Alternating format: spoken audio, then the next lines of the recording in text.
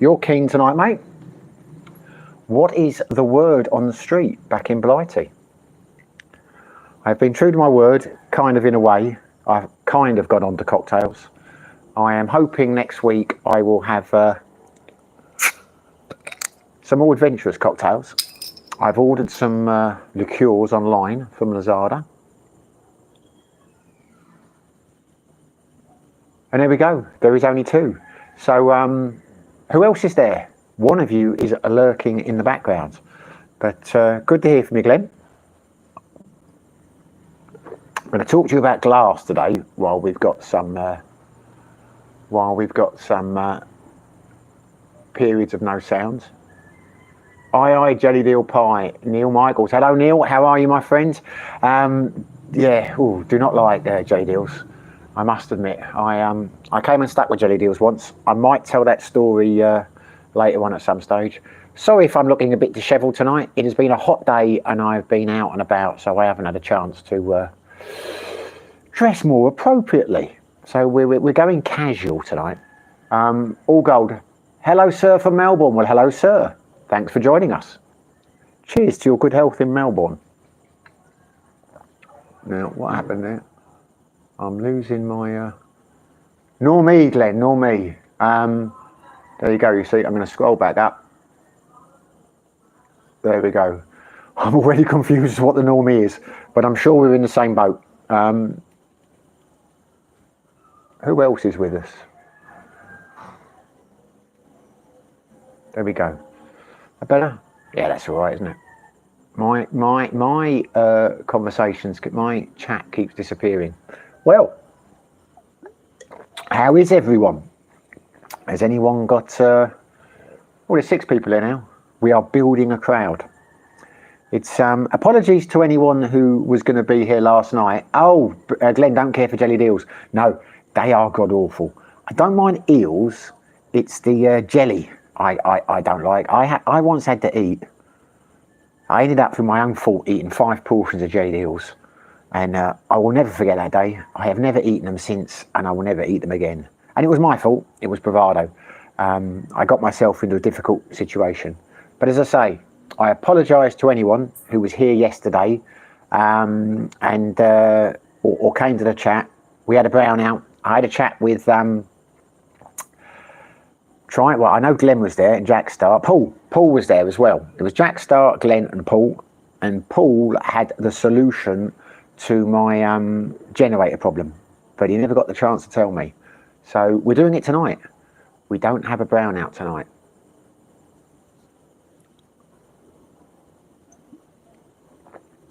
I will not be drinking these again going forward. They're quite nice. They're incredibly cheap. 35 pesos for one of these, which is less than 50 pence. Not quite sure why they are quite so cheap. But Neil Michaels, is the solution nuclear fusion? Well, I don't know, he didn't tell me, but if it is, I'm up for that. I've seen Chernobyl. Great series. I know what to do now. I've just got to take some iodine tablets. There goes the old water pump. These are made in glass bottles. And would you Adam and Eve it? You cannot recycle glass bottles in Dumagetti. So the only bottles you can recycle glass in Dumagetti is Red Horse. So if you buy anything other than Red Horse, I don't know if they recycle it or not, but you can take them back to the shop and they give you 10 pesos or something off your next one, or they give you a 10 peso coin or whatever. So they must use them again, but they're the only ones. So if you buy anything glass, bottles of wine, bottles of these or whatever, you are stuck with them forever. Which begs 2 questions. I'm going to keep talking until someone comes up. So you drink Red Horse and save the planet, if not your liver. Well, to be honest with you, mate, I think I'm going to have to. I might do a video on this because it's like it's driving you towards Red Horse, because it's literally, when people told me, because there's a bar called the Brew Garden, and if you go out the back there, it's got bottles stacked up everywhere. And I said to the owner one day, what do you do with those? And he said, they pay someone to collect them, once a year, like £300 or £400, and they come in a lorry and take them away. God knows where they take them. And I said, well, why don't you recycle them? He said, there is nowhere in the whole of Dumagetti to recycle them. Now, since then, I have looked into it, but I forgot when I bought some of these, which I find extraordinary on 2 counts. Why is there nowhere to recycle them? When I was reading last night, they were saying it uses 20% of this or 20% of that. But okay, if for whatever reason they can't afford to do it, why do they allow glass bottles in the shops here? Well, just ban glass bottles, which is ridiculous in a year, in a day and age when we are supposed to be not using plastic. But I can't get my head around it. So everyone, you just see houses, they got bottles stacked up and there is no solution to it. A very strange state of affairs, I think. Hey, brown out barriers on. Oh, Jackstar. Hello, mate. How are you doing? I didn't want to presume a businessman like you would be able to make the time to join us again, but I'm very glad that you did. As you said yesterday, you and Glenn are the old faithfuls. Can always rely on you, chaps. But it does make you wonder about Red Horse. You know, as Neil just said, it's like they're forcing you down the Red Horse route. But I find it extraordinary that someone can't open a recycling thing. I mean, for glass. And I was looking on a forum, and there were a couple of fantastic suggestions on there from these know-it-alls. One of them said you should grind them down to sand, and you can use sand into building. And he listed all the useful things you could do around the house with this ground glass.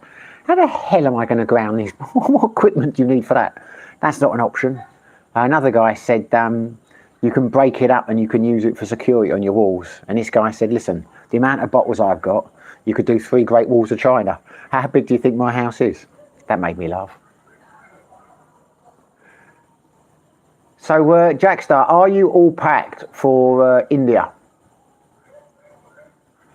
Neil Michaels. Is Red Horse really that bad for your liver? I have heard this from a few people. I don't really drink it. I'm going to move to cocktails going forward on these evenings. But I quite like Red Horse. So I don't drink it now because I don't like to drink that and drive, because, you know, 2 or 3 of those you shouldn't really be driving. But a few people have said to me, oh, you can't do that, it's bad for your liver. Whether it is or not, or whether it's an old wives' tale, I don't know, but it's a bit like the old Lokal in Thailand, you know, the old rice whiskey. Dirt cheap, doesn't taste too bad, but you see the state of the people that, you know, the alcoholics who are drinking it, they are not in good health. They age very quickly. People say it's the Lokal. Is it, or is it just the fact that they drink so much alcohol? I don't know, but it certainly doesn't have a good reputation over here, Red Horse. Oh, here we go. I hadn't scrolled up. You're all right, Mugger. Thank you very much, Jack. Appreciate that. No, buddy, still a few things to do in UK. A few contracts to sign, is it? You know, a few lawyers' meetings, you know, doing your jet set things. Where are you? Well, that's a personal question. I was going to ask you where you were living in the UK, but that's none of my business. I can see you sipping, and this Neil Michaels, I can see you sipping an espresso martini on the stream in future. I'll be very surprised if you do. I had a good friend over here, Frank, and he loved his espresso martinis. And whenever we went out, he would always order those whenever it was his rounds. And I've drunk a few down at the Bahia, because we used to go there before we went to the Hyde. Not for me. They're okay. I mean, don't get me wrong, they're nice, but they're a little bit poncy the way they do them in the cup. You know, you feel a bit like, I don't know, a bit effeminate drinking those. And there are other cocktails I would rather drink. I'd much rather have a White Russian. I might make some mojitos. I don't mind them as well. But I was down at 7-Eleven today, and they've got a few cocktail mixes there. I've ordered some Kahlua online, so I don't know. I'll become maybe in a couple of weeks I'll be doing the live stream and doing all the old cocktail tricks and throwing it up and down. Adam Fuente, hey ho, signing from Siem Reap. Been here a week for me so far and settling in quite nicely. Good for you. Where are you? Where are you? Presumably by the river, are you? Whereabouts? What have you got? Like a small apartment, a house, or what? Glad you got there. Okay. See, this is annoying. Jack Star's asked me a question, but there's a bloody arrow you can't get rid of on here. Like, when did you get the power back on yesterday? Oh, 2 hours. Very, very irritating. Before we went to mobile, they were virtually every other weekend. You get a scheduled one. Since we came back from mobile, there haven't been any scheduled ones. So on that sense, and so far, there aren't any scheduled for the next couple of weekends. But what the hell is going on over there? That's not our water pump, that's next door's. So I thought it had improved, but we have had several unannounced ones, like that one last night. But usually the unannounced ones, we've had a couple at like 2 or 3 in the morning. It's off for like 5-6 minutes. It's never usually off for more than 10 minutes. But that one last night, what a bastard that was, 10 minutes.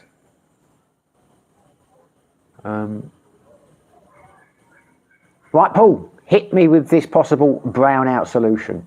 And just before you do, someone asked me in the comments the other day, I don't know if they're watching now, what is the difference between a brownout and a blackout? As far as I'm concerned, there is no difference. If you look at the dictionary definition of a brownout, it says a partial one, so it's not a complete blackout. But these are complete blackouts. I think it's either an American term. They must call them brownouts, and the Filipinos copy the Americans, or it's a Filipino expression. But for whatever reason, everyone calls what we would call a blackout in the UK a brownout. Neil Michaels, sure, I guess a Big Lebowski Caucasian is more your image. Well, I am the dude, mate. I always thought of myself as the dude. Yes, that's exactly it, a Caucasian. Yeah, great film. It's got to be up there in my top 3 favourite films of all time. There you go, there's one for you.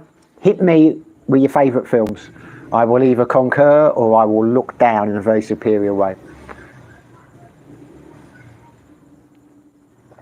For now, I'm booked, Adam Fente, for now I'm booked a month in a hotel close to Pub Street, good spot, in communication with a local real estate company for my apartment hunt.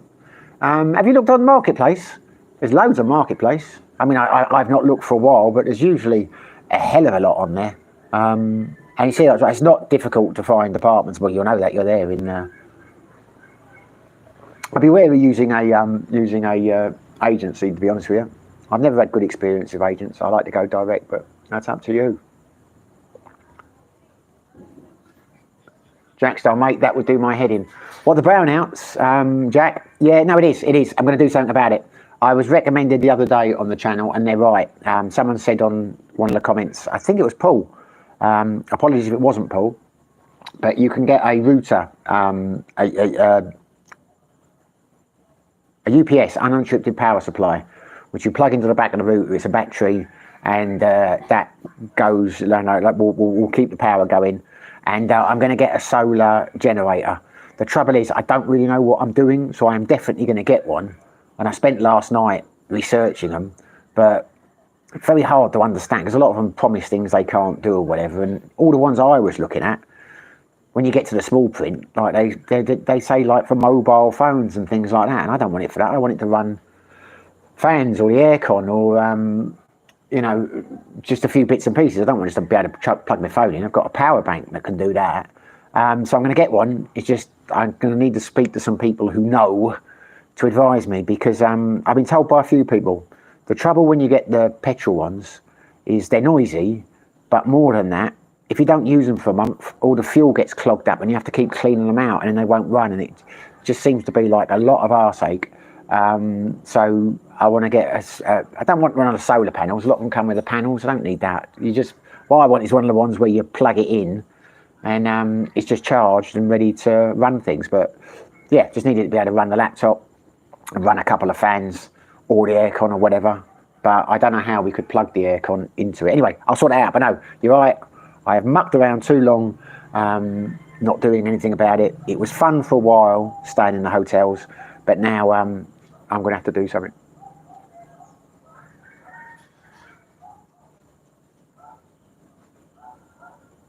Right. But you're right, it does do your head in, Jack. It does. Paul, is Ellen familiar with the mouse wheel structure? I very much doubt it. She's run off into another room. She's doing motherly things with Kayla. which basically involves they sing karaoke on the phone. It's very sweet, but I will ask her later. I'll make a note of that. Adam Fenn say, in America we call it a blackout. I've only heard brownout in the films. Yeah, well there you go. Yeah, I've only heard it in the films, but the people I heard it from were Americans.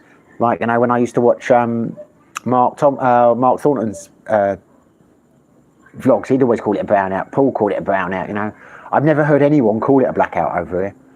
But so it's a Filipino thing. There you go. Glenn The Rock. The Rock is a yeah, it's not a bad film. Wouldn't be up there in my top 10, but I do like it. It has got some good bits in it. Like a little bit good to go when they jump out of the thing. Green Street, Neil Michaels. I think you're being sarcastic. You can't be Green Street, can you? I thought that wasn't a good film. I like The Firm, the first one, Gary Oldman. That was a classic. Really was a classic. The play. But he did a few West Ham ones. I quite like the remake of The Firm, actually. Right, that was all right. I thought Green Street, was it the Green Street Elite, was a bit silly, really. But there you go. If you liked it, you liked it. Jack Star, Dawn of the Dead 1978. Yes, now that is a good film. I love that, but it's a bit dated now because I love my horror films. I love George A. Romero. I think he was brilliant. My favourite horror films are zombie films, and I find it offensive when they make these comedy ones like, you know, Shaun of the Dead and that, because I don't know why they're mocking the genre. But it's very rare you'll get a good zombie film. But yeah, Dawn of the Dead was fantastic. It's just, but I say I've watched it back since a couple of times, and it hasn't aged well, but it's still what it is. But Night of the Living Dead was a fantastic film as well. Not too keen on Day of the Dead, you know, the later ones. I like 28 Days Later. I know it's not really a zombie film, but it's a good film. But you know what I mean? They're the kind of thing. I like crazies as well. They're not zombie films, but I do like the idea of, you know, like, well, I don't like the idea. It scares me. You know, groups of like zombies or mad people or whatever chasing you around. I'd be more worried about that than I would be vampires or werewolves or the rest of that stuff. But that is a good film. George A. Romero was fantastic. Andrew G. Two Hands, Lock, Stock and Two Smoking Barrels. Yeah, I like Lock, Stock, Two Barrels. Of course, Guy Ritchie. I don't know what is wrong with Guy Ritchie, because he was good, and now he's crap. From Layer Cake, I didn't really like Layer Cake, and I thought The Gentleman was a load of nonsense. And he made that recent one. What's it called? The one in Afghanistan, the Promise or the something or whatever. I don't know what went wrong with him, because I can never decide whether I prefer Snatch or Lock, Stock. I think I'd probably urge more towards Snatch these days. But they were brilliant. And I'd have said that after those two films, he was my favourite director. But he's pants now. I just don't know what's, you know, because like Tarantino, I mean, he made good films, he continued to, but I don't know what happened to Guy Ritchie. Maybe Madonna had an effect on him, I don't know. Oh, Ellen, are you familiar with the, Ellen has just come out, are you familiar with the, does this involve someone running around in a wheel, Paul? Now, there you go. It's funny you say that, because I had the same idea yesterday evening, but the idea was for Kayla to do it. I said we could build a little, very funny you got it. I said we could build a little wheel around there, like with dynamo attached to it, and Kayla could run around there, you know, burn off some energy. She'd sleep well in the evenings. Ellen laughed, Kayla got upset, so I won't repeat that again. But there you go, yeah. So I thought you had a real solution, Paul, but that is a very funny one. I commend you for that. Okay, Billy, have you been to Davao? I hear it's a good place to visit. No, I have not been to Davao, and I doubt I ever will, to be honest with you. I've heard Davao is a great place to live, if you like certain things. It's supposed to be a very clean city. There's supposed to be no crime, but they're supposed to be a bit strict on the rules in terms of, I have heard, you know, in terms of music after hours in bars and closing on time and late night drinking and all that kind of thing. And it's never been suggested to me, as I say, to go there as a holiday destination. You know, if we were going to go away for a few days or a week somewhere, I don't think Davao would be on the top of our list. I don't think it's a touristy place to go. But some people who live there love it. It's where old Duterte's from, isn't it? Wonder how he's enjoying life in Europe. Billy, okay, Billy, if you were single, what's a good city for dating in the fields? Any. It's very easy. The only place I've ever been to in the world where it's easy to date, if that's what you're after, is Thailand. And there's not much in it. So, I mean, anywhere. I mean, I imagine there are more available women in Cebu than there are in Dumaguete because it's a bigger city. But how many women can you handle? I mean, I don't know how long you're coming for, but the point is, if you come to Dumaguete and you go to the Filipino bars and, you know, the right places, and you strike up a conversation and you dress well and you've got a sense of humour and that, you know, you won't have a problem. You shouldn't have a problem in any city. But I'm no expert, you know. All I will say is the worst places that I've been to would probably be Malbo, because it's full of tourists. There's not really locals there. And Siquijor is not particularly easy because it's a small island and there's so many tourists. But other than that, I wouldn't worry about it. Wherever you go, you will be able to meet women if that's what you're after. Jackstar, my understanding is a blackout is a failure on the grid. A brownout is the intention is to shut the power off.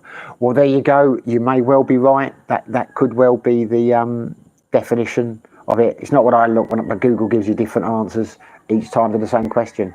But there is a lot of terms here that are used which don't quite fit in the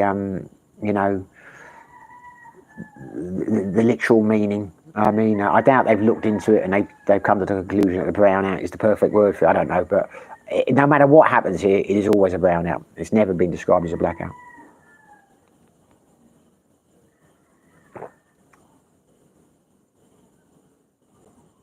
There you go, Jackstar, mate. Yeah, you're a zombie horror man for sure. They're the best. I don't know why they don't make more of them. I really don't. I love The Walking Dead to start off with, but God, that got stupid. I mean, by the end of it, you know,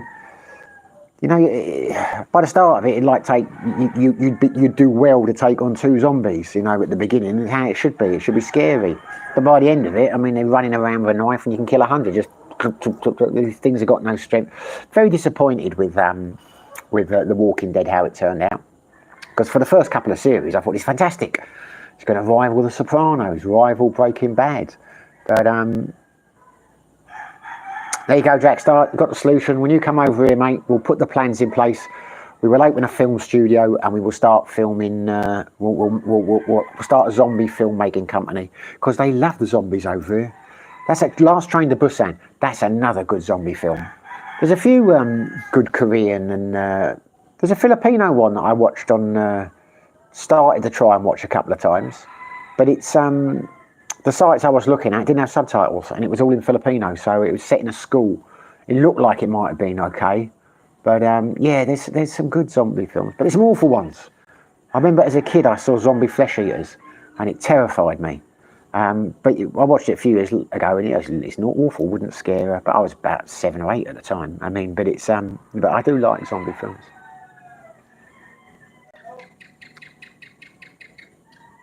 Wooters here, greetings from Bruges, Belgium. Greetings, my friend, welcome to the party. You're in Cebu on Saturday, are you? You'll have to be setting off quite soon then, because going to take at least 24 hours to get there. What are you going to Cebu for? Have you got a girlfriend, or you going there for a holiday, or what? That just reminds me, I uploaded a video tonight. Should have gone live at 7 o'clock. I wonder if it has done. Can't really check on here. I interviewed a guy called Glenn on, I was going to put it up, well, I've already put it up tonight. It's going to clash with the live, but not many people watch the live, so I hope it won't screw up the views. Adam Fonte, that would make a lot more sense, Jackstar. They definitely do schedule the power cuts, but there's plenty of unscheduled ones too. So I guess the Phils has both blackouts and brownouts. Oh, they do indeed, yeah. They do have black and brownouts, but I mean, but when they do the scheduled ones, they still say on the Facebook adverts a brownout is coming. And then when they do a brownout like last night, well, they've stopped apologising. They used to say we're sorry about last night's brownout. It was because this blew or there was a night. Now they don't even bother.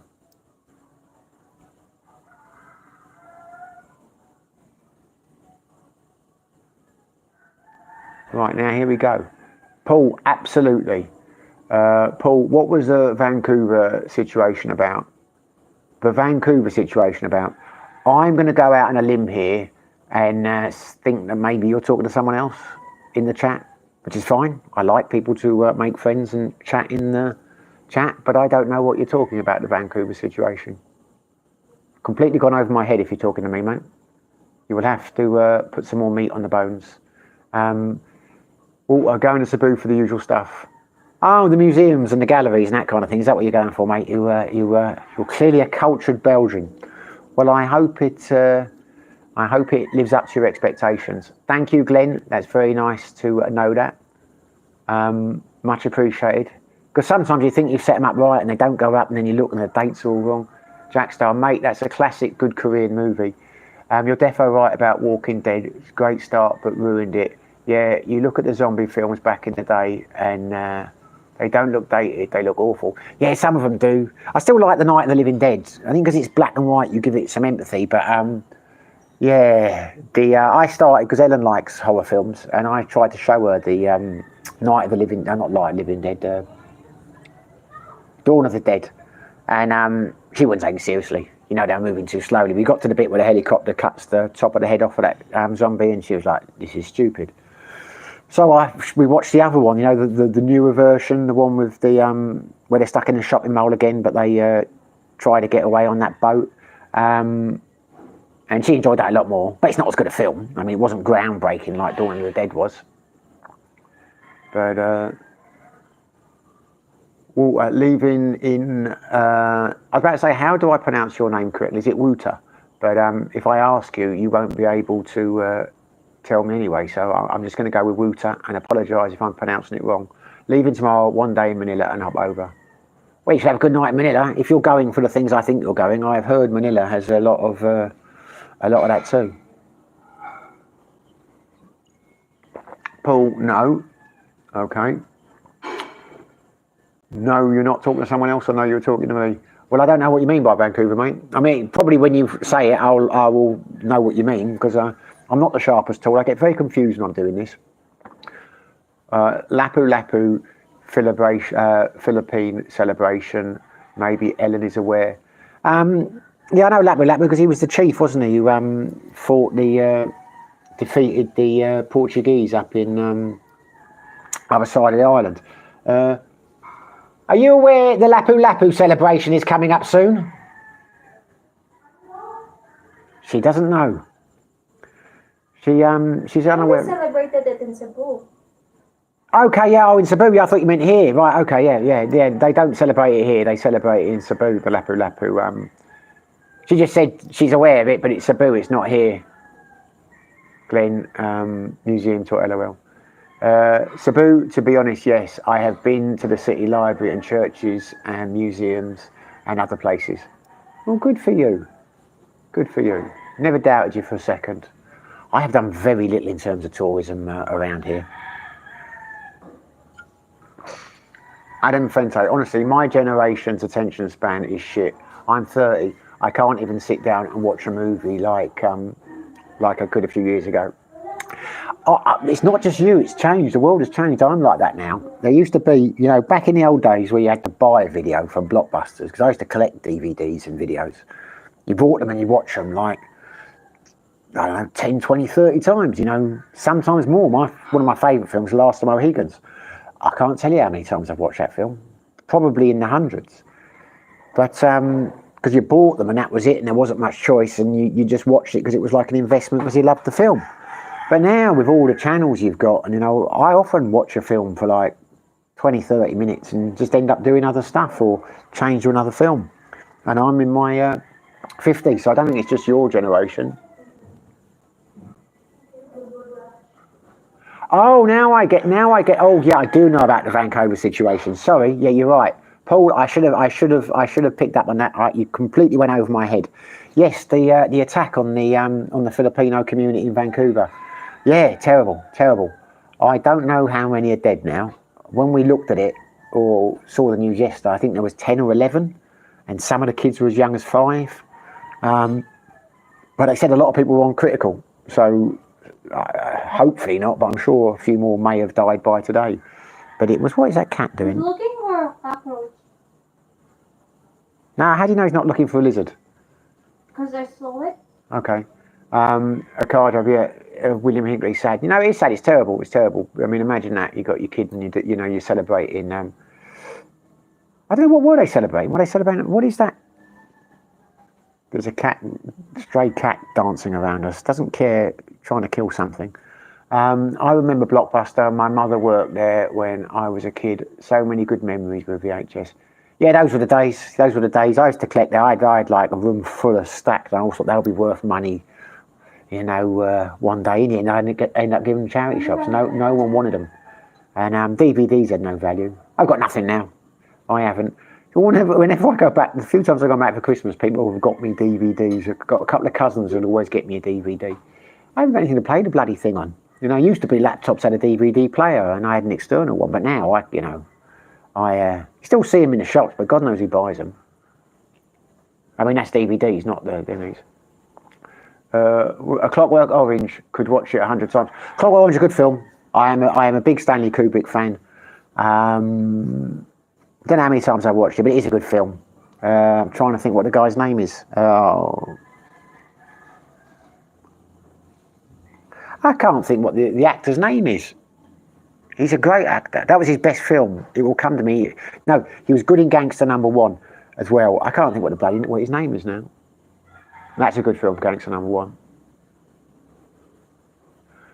Jack Star, Blockbuster, yeah, good times, loved it. Yeah, Blockbuster was good. Blockbuster was good. Yeah, those were the days. Well, I don't suppose it was good. I mean, it was good then. It was good that you could go there and you could pick your things, but it was a different experience then, wasn't it? I mean, would I want to go back now and just have Blockbuster and not be able to stream films and that? No, but it had its time, Blockbuster, but it was good. Considering what we had before, it was fantastic.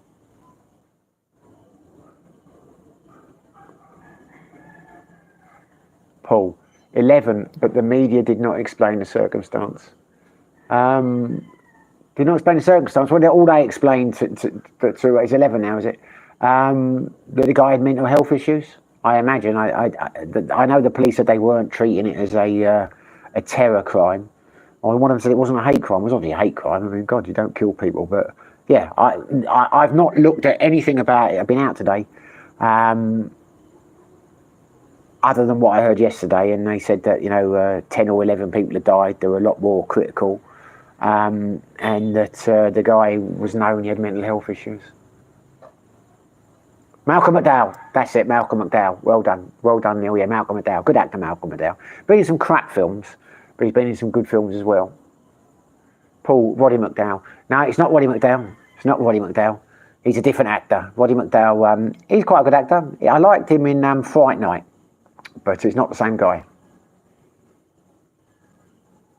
Adam Fente. It wasn't my generation, but I watched EDM trance music festivals on YouTube from 10 to 15 years ago. What a time to be alive. Oh, yeah. I used to love deep trance. House music. Yeah. Those were the days. I really don't like what it's turned into now. But, yeah, those were the days. There's certain tracks you'll occasionally hear on the radio now, and it makes the hairs on the back of my head stick up like you're suddenly back in the zone. I think it was the best generation. What gives Ultraviolence? Yeah, a bit of the old Ultraviolence. A milkshake and some Ultraviolence. Jack Star, it was Netflix of our generation. Yeah, it was. But it was different, wasn't it? I mean, there was something. It was like a night. It was like going to the cinema, wasn't it? It was like, you went to the shop, you got in your car, you went down, you selected your video, and that. It was different to Netflix putting them up now. But it was good. I mean, I'd rather have Netflix. Don't get me wrong. Although I never use Netflix. I've not got a Netflix account. I used to years ago. There are so many sites you shouldn't use, illegal sites. I just can't see the point. I've got a couple of mates who are in the business. They sell these. What do they call it? You can get every channel in the world for like 8,000 pesos a year or something, and they keep updating. I can't remember what the name of the company is, but I've never been able to not find any. I'll tell you what really was annoying though. Last week, I found a site called Farwar News, and it's fantastic for sports. Never had any problems with it. And then I got up last week to watch the. I didn't actually get up. I stayed up nearly all the night because I didn't want to oversleep to watch the Eubank Ben fight. And it went down. The first time it's ever gone down. Went down just as the fight started. So couldn't get it. Looked everywhere, and that made me think I've got to get something. But I couldn't keep looking because Ellen wanted to go up to Valencia for the Sunday market. So we went up there, and I spent the whole day, the whole morning walking around the sulk thinking, how am I going to get to see this? Because they never put them on YouTube until a couple of weeks afterwards these days. But I got back and someone had uploaded it on YouTube, the full fight with everything, and I didn't know who had won. I watched it, so it was no problem at all. I watched it at 9 o'clock in the morning. What a good fight. What a great fight. I don't know if there's any boxing fans there. Neil Martin, The Beach was on TV the other night. Watched a bit of that. I Can See You in Thailand Days as the Robert Carlyle character, Daffy. I don't know if that's a compliment or that's a piss take. I've seen The Beach. Got the old quiz tomorrow. I was going to put a question in there because my music round is films, songs from films. It's funny you say that because I was looking last night and Pure Shores is the theme from The Beach. I didn't put it in there in the end, but I could change it by all saints. But that got me thinking about The Beach. I have seen the film, but can't really remember anything about it other than what's his name? It's Leonardo DiCaprio, isn't it? I can't remember what Robert Carlyle's character was. A great actor, Robert Carlyle. His best role has to be Begbie in Trainspotting. And he was good in Plunkett and McLean as well. He's a very good actor. I'll have to watch The Beach again to see why you're comparing me to him. Hopefully it's for good reasons. Paul, I stand corrected, you're right. Don't worry about it, mate. We all make mistakes. Well, I thought I made a mistake once, but it turns around I was mistaken. Musicals are okay to you. Tommy, Quadrophenia, Jesus Christ, Superstar, Hair. I am not really a musical fan in the sense of going to the West End stage. I've been to a few. I think the only one I ever really enjoyed was Carmen Jones. Quite like classical music, but I don't really like musicals. But I make an exception for the rock operas. I loved Quadrophenia. I'm a Who fan. I love the Who, so I love Quadrophenia. I love Tommy, and I really like Hair. But I've not seen the stage show. I've seen the film. But yeah, Age of Aquarius and Let the Sun. Yeah, brilliant. Yeah, I really like Hair. A couple of songs in that are fantastic. And I used to have a real crush on. Ellen looks up there for a meal, staring up. Beverly D'Angelo. She's in the film movie Hair. Adam Fonte speaking into the private back room of the video store to find the good stuff. I don't know what you're talking about. That's not me at all.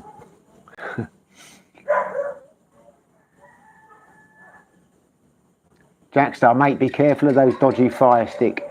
You get jail time for having them now. Lad round here got 3 years. Is that right? Is that right? I don't know. I don't even know how a Fire Stick works. There's a guy. There's a few people that do it. I've got a couple of friends who do it, but there's 3 or 4 people do it quite openly over here, and they supply all the bars and all the hotels, and they've got contracts with everyone, and they've got an office and all that kind of stuff, and they can get basically any channel, so they say, anywhere around the world. But I've got no idea if it's a Fire Stick. I don't know how it works. I just know I've been quoted 7,000 by one, 8,000 by another, 9,000 by another. It appears for the same thing, but I don't need one. I've got no, I don't know if it's a Fire Stick, don't know if it's a box, I don't know what it is. But 3 years, wow, that is a lot. He must have been done for selling them, surely. Can't just have been done for buying one, because that would be ridiculous. But I doubt you get done for it here. This is in so many ways a lawless place, incredibly lawless place. But as I say, I haven't got one. I don't know. Next time I see the guy, I won't mention his name now, you said it's illegal. But I will ask him how it actually works, because I know he supplies all the bars here. Because whenever there's problems, he's always got his phone going. He's saying, you need to do this, you need to do that. But whether it's a Fire Stick or not, I don't know. Jackstar. Hacienda, Manchester house music back in the day. Wow. Yeah, they were the days. Yeah, never went there. So, you know, it's, did I? Wait, the man there? No. I know it was great. I've seen the film 24 Hour Party, people. It looked amazing. But it all got nasty then, didn't it? You had the Noonans and all that, Salford lot and all those gang wars and that there. But, I mean, the Hacienda probably was great if you were from Manchester, but we had some amazing clubs in London. There was a gay club called Heaven, and about 40-50% of the people went there weren't gay, but it had good nights and like during the week on like Wednesdays and things. So a lot of the DJs like Judge Jules, Cole Cox, Oakenfold, that kind of thing, they'd go there during the week. So you go to the West Ham midnight game, you know, midweek game, and then go like, you know, to Heaven, like, you know, till 4 or 5 in the morning. There are a few great clubs in Vauxhall. There was loads of stuff to do back in the day. And you had the old warehouse parties. I mean, they were amazing. And the old Essex Country Club had a few good nights down there. Walter Goose, will be in Doomageti 10th of 11, mate, for the vlogger meeting. What vlogger meeting's that? I don't. Is there a vlogger meeting that no one's told me about? Are they cutting me out?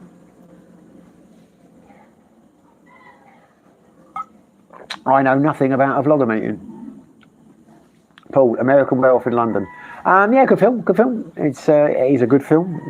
It's not up there in my top 10, but it's certainly a good film. Effects at the time were groundbreaking. I'd never seen anyone turn into a werewolf like that until I saw that film.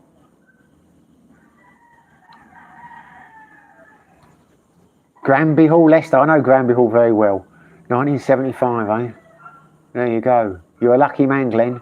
I'd have been either 3 or 4 years old then, depending on what time of year it was. Walter, Adam, staff at video stores had a tough job to keep horny teenagers away from that section. I don't think we had that section in the UK, did we? I mean, they didn't really have that kind of stuff because we had different laws in those days. I mean, obviously, you went to Soho, you had the old sex shops up there, but it was all illegal. And I don't think we had a back room. It's like, you know, it would be a top shelf, wouldn't it, for the 18? But I don't think Blockbusters and all that did porn, did they? Different, obviously, on the continent. Michael, 9,000 pesos, you could buy enough votes for that to start your own Fix the Roads party and become the mayor. That's a very good idea. That's a good point. That's funny. Jackstar, yeah, the Fire Stick is the vessel for the apps. Okay, there you go. I was not aware of that. So you can't just do it with a smart TV then. You have, but you can get it on. You can get it when I've asked them about it, or when we've talked about it. I've never asked them. They always try and sell it to me.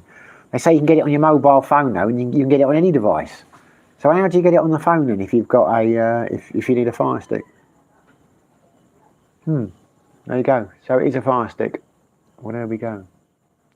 Adam Fento, laughing. Joel Cox in a gay club. I don't know who Joel Cox is.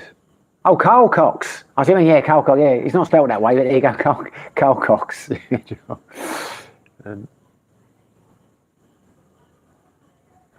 Mate, did the door help ex-army buddy out in Bolton? Did a few weeks I left. A week later, doorman got shot at. Yeah, I bet that would be a dangerous place to do the door. Good Lord. Yeah, because they were all fighting for that, weren't they? It wasn't just the, it wasn't, you got out at the right time, mate. Because it wasn't just, I think the Noonans got it in the end, didn't they? But I'm sure it was, what's that guy called from London, from Salford? He's dead now. The blonde guy. Anyway, I know they were all after it. I saw some terrible things. You know, you did well to get out of there, mate. Oh, my God. Vlogger meeting with small vloggers, Storm Shirt, Belinda, Martris, Rose. You want to join? I don't know. You put me on the spot there now. It would be great to meet you if you're over here, have a beer or something, mate. But I don't know any of these people. I've never heard of them. Storm and Shay, Belinda, Matters, Rose. I might feel a bit uncomfortable, self-conscious going to a place where I don't know. But I'm happy to meet you, mate, if you want to meet. We know when you're over here. just message me. But I don't know, if I knew some of the vloggers there, I'd probably go. Because a couple of people have said about the meet and greets over here with the vloggers, but I think they've stopped all those, because they used to do them Sideways, or Sideways used to be the venue sometimes. And I'm not sure how they work, but Ewan, who owns Sideways, he knows a lot of the vloggers over here through that, because they'd come down and they'd meet people. And, you know, but as I say, I think all that stopped. But I'll have to do a little Google of this Storm and shape. And so many YouTubers here now, though, mate. I mean, we're coming out in the woodwork. We're all over the place.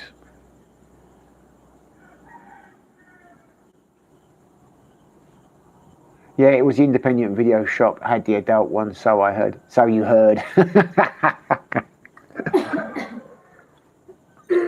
Yeah, those were the days. I don't know what the law is now, because it was all illegal in the UK for years, wasn't it? And then when the EU became EU, it was legal again. I've got no idea what's happened now. We've left again. Has it all become illegal again? Has it all been banned? Why are you doing that to the cat? She's terrible animal cruelty going on in the background now. I was just asking her. No, you weren't. Jackstar, yeah, think you can put on phone as well, but the hassle of it bouncing to your TV. Yeah, well, you put me off one, mate, to be honest with you. I can't see the point in it. As I say, the only event that I've missed so far that I've not been able to get sports-wise was the Eubank thingy fight. You know, and I got it next day. So I mean, I'm not gonna, because I don't want to be phoning people up at 6 o'clock in the morning saying this is not working and all that, and you know, falling out at people because I'm gonna think I've paid 8,000 for this and it doesn't work. You know what I mean? I'd rather do without the. I miss those. See, this is the trouble with what you've just said, Adam. I always say it wrong. I've had countless people. I think Glenn's done it as well. Have told me how to say it. But I never say it right. I don't know why. I say it when I do the vlogs. I say it a different time, a different word each time. But I'll try now. Quesadilla.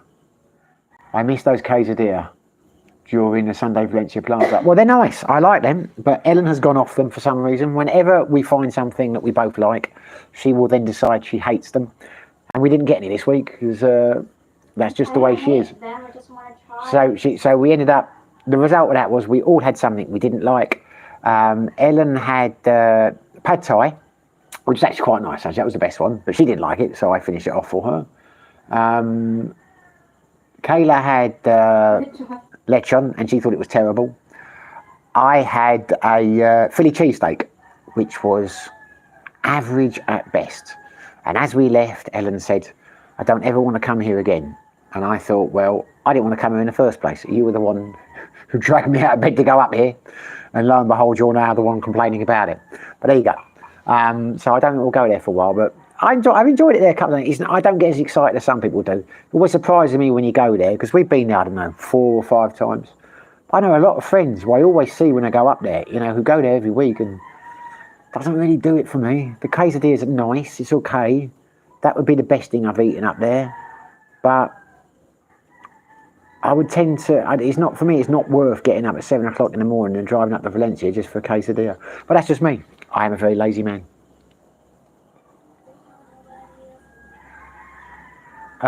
Walter Goose, how can I message you?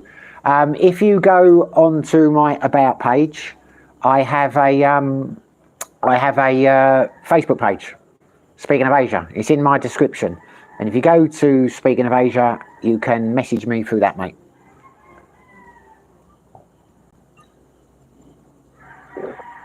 And if you're here on a Thursday night, I don't know what dates they are, you can come to one of our quizzes. Jackstar, mate, you should be the vlogger's promoter to meet and greet. However, you are the lazy man, self-confessed. Yeah, well, I could try and do that, but that would involve me watching other channels. I think the reason it died a death is, and I could be wrong here, don't shoot the messenger, but as I understand it, I think a lot of the vloggers just didn't want to do it anymore. You know, as I understand it, because the bars that used to do it are like Sideways. Ewan laments the fact it stopped. He used to enjoy it. It was good for business. But I think it got to a stage where Paul and Mark and a few of the others just didn't want to do it. And so they did it with some of the lesser popular vloggers like myself, I imagine, and no one came. And it stopped. But I'll look into it. I will speak to, because I don't mind promoting Sideways. When I drink in a bar, it's like Sideways or the King's Week, I like to help them. You know, so if I thought that I could get something like that going and it would be good for their business, I'd do it, even though I am lazy. And I will have to ask you why it died a death. Because a few people have asked me about that. Andrew G. Simon, what is your favourite boxing film? Well, Rocky. no, because Rocky's not really a boxing film. I mean, Rocky, I like Rocky. I like the first couple, but they're like fantasy, aren't they? Raging Bull is a fantastic film. And The Boxer is a fantastic film with Christian Bale and I can't think what is that. What's his bloody name? The one in The Martian. God, I'm terrible with names now. Anyway, you know the guy I mean. He's in Good Will Hunting, The Martian, etc. But yeah, I really like that. It's a true story. Although I never know why it ended as they did, because they had a trilogy of fights which were amazing. But they end with with the first fight. It's weird how they made that film. But yeah, I like The Boxer. Now you've said that to me, I'm sure, I know in the back of my mind I've missed out a couple. I will come back to you with that, because I know there are some other boxing films I really love. But there are very few good boxing films. You get a lot of bullshit ones. I like When We Were Kings. That was good, but that was more a documentary than an actual film. You know, it wasn't a fiction film. Nicholas. Shepherd's pie. Aye, shepherd's pie. Aye, Nicholas. Welcome to the party. That looks like a nice pie. For your info, I facilitate this meeting, but I do not appear in it. My girlfriend is too shy for it. We might go to Apo Island, and I rent a van to drive to the Tambodo Bay. Now you've got me intrigued now. How do you mean you facilitate this meeting? Well, you've organised it. You've organised this, Will, and you haven't invited me until now. My God, I'm hurt. I'm cut to the quick. I am. I'm going to cry. But no, listen, mate. Send me if you were interested in me coming to it. I'll probably do it. I just sitting there thinking when you said about it. I'm thinking, well, it's going to be Sideways, and I was to turn up there. I know it's not Sideways, and there's 5 vloggers in there who I've never met from Adam, and if they're not friendly, and no one wants to talk to me, and I'll just be stood there looking like a plum for like. But I mean, I might be interested. But yeah. Message me, mate. It would be nice to meet you. As I say, I'm not going to give my phone number over line, obviously, for obvious reasons. But you can message me. For a lot of people message me. I mean, I chat to quite a few people on the channel through my Facebook page. So you just go to the about, and I've got you can just go to Speaking of Asia, and you can message me there. But yeah, I've not heard anything about this thing. But I tell you, it might be a good idea what Jack Star said. I say I'm a lazy man in the sense that I'm a lazy man as in I don't want to do a regular thing, but I quite like the idea of projects, if you know what I mean. That's why I do the quizzes and that. But anyway, there we go. Good afternoon from sunny Chelmsford. Good afternoon, Nicholas. And £10 from Jack Star. Thank you very much, mate. That will pay for my drinks. That is fantastic. I'm very grateful, but let's leave it at there. Thank you very much, mate. I am very grateful for that. You don't have to do any more. You're a nice man, Jack. In fact, you're a wonderful man, shall I say. Dodgy Fire Stick Fund, haha. Yeah, you see, if I buy the Fire Stick, you're going to send me £10 a month when I'm in prison, so I can pay for my. I got a lot of stick for that video. Strange thing has happened with my videos recently. Just to go on a personal tangent, but I think I can with you chaps because we're all friends and you watch the channel. But when I changed my hours. You might have seen the video when I changed the times I uploaded them. It completely screwed up the algorithm for me. It used to be I would put a video up about 7 o'clock at night time, and it would be busy up until about 10, 11 o'clock, and then it would just close down, get very quiet, no one would watch it. And about 3, 4 in the morning, it would have its busiest peak, and for about 6 hours, they would do the best they were going to do. And then some would keep going, but most would then start to slow down, and that was my pattern. And when I changed the hours, because I started doing something in the morning. I completely lost the boost. Never got it back. Never got it back. But for some reason now, since I've gone back to 7 o'clock, my videos have started jumping 4 or 5 days later. So a couple of videos, like I did that one on you know, our friend Vitali. That was a disaster. It got like 1,100 views or something like that. I just about peaked the 1,000 mark. Then a couple of days ago, it starts going. Now it's up to nearly 6,000. And it's the same with that one about whether they like middle-aged men over here. On the 5th day, it suddenly started picking up again. Now it's going over 3,000. And they've done that with the road and that. For some reason, the algorithm has just completely changed for me. And now, I mean, it's not doing it with every video, but yeah, where it used to be like, you know, a few hours later, I now get my boost 4 or 5 days later. Don't know why. It's a strange thing. I'm not complaining. I'm just saying I don't understand it. Although a friend did something, not a friend, someone on the channel said, although you are friends, that YouTube doesn't necessarily promote your bit. It picks up on trends. So if it sees that you are getting busy at 3 or 4 in the morning, it will start copying that trend. And if he may well be right. Maybe what happened is one of my videos picked up 4 or 5 days afterwards, which would have been the one about the my experience of dating apps. And because it picked up like that, YouTube has started copying it, pushing it again on the 5th day. But it's strange, but they never had it like this before. But so now I can do a video and think, well, that was crap, that didn't work. I'll have to try something else next time. And then a couple of weeks later, and then find out by the end of the week, it's suddenly one of the best ones I've done. It's very strange.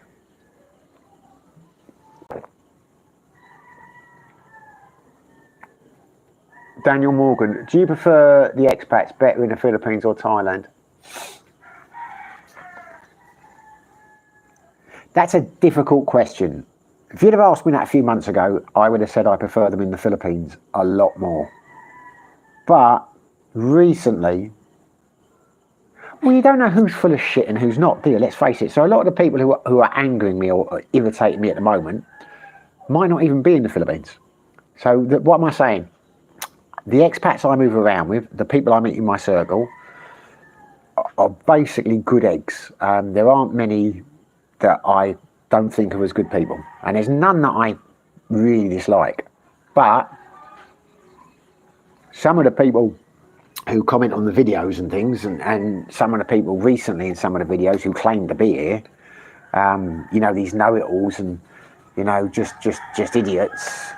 I don't like them. I find them very annoying, more annoying than people I met in Thailand. But they might not be here. They might just be trolls. I don't know. So I'm starting to think some of the expats here, I haven't got a lot of time for, but I don't know them.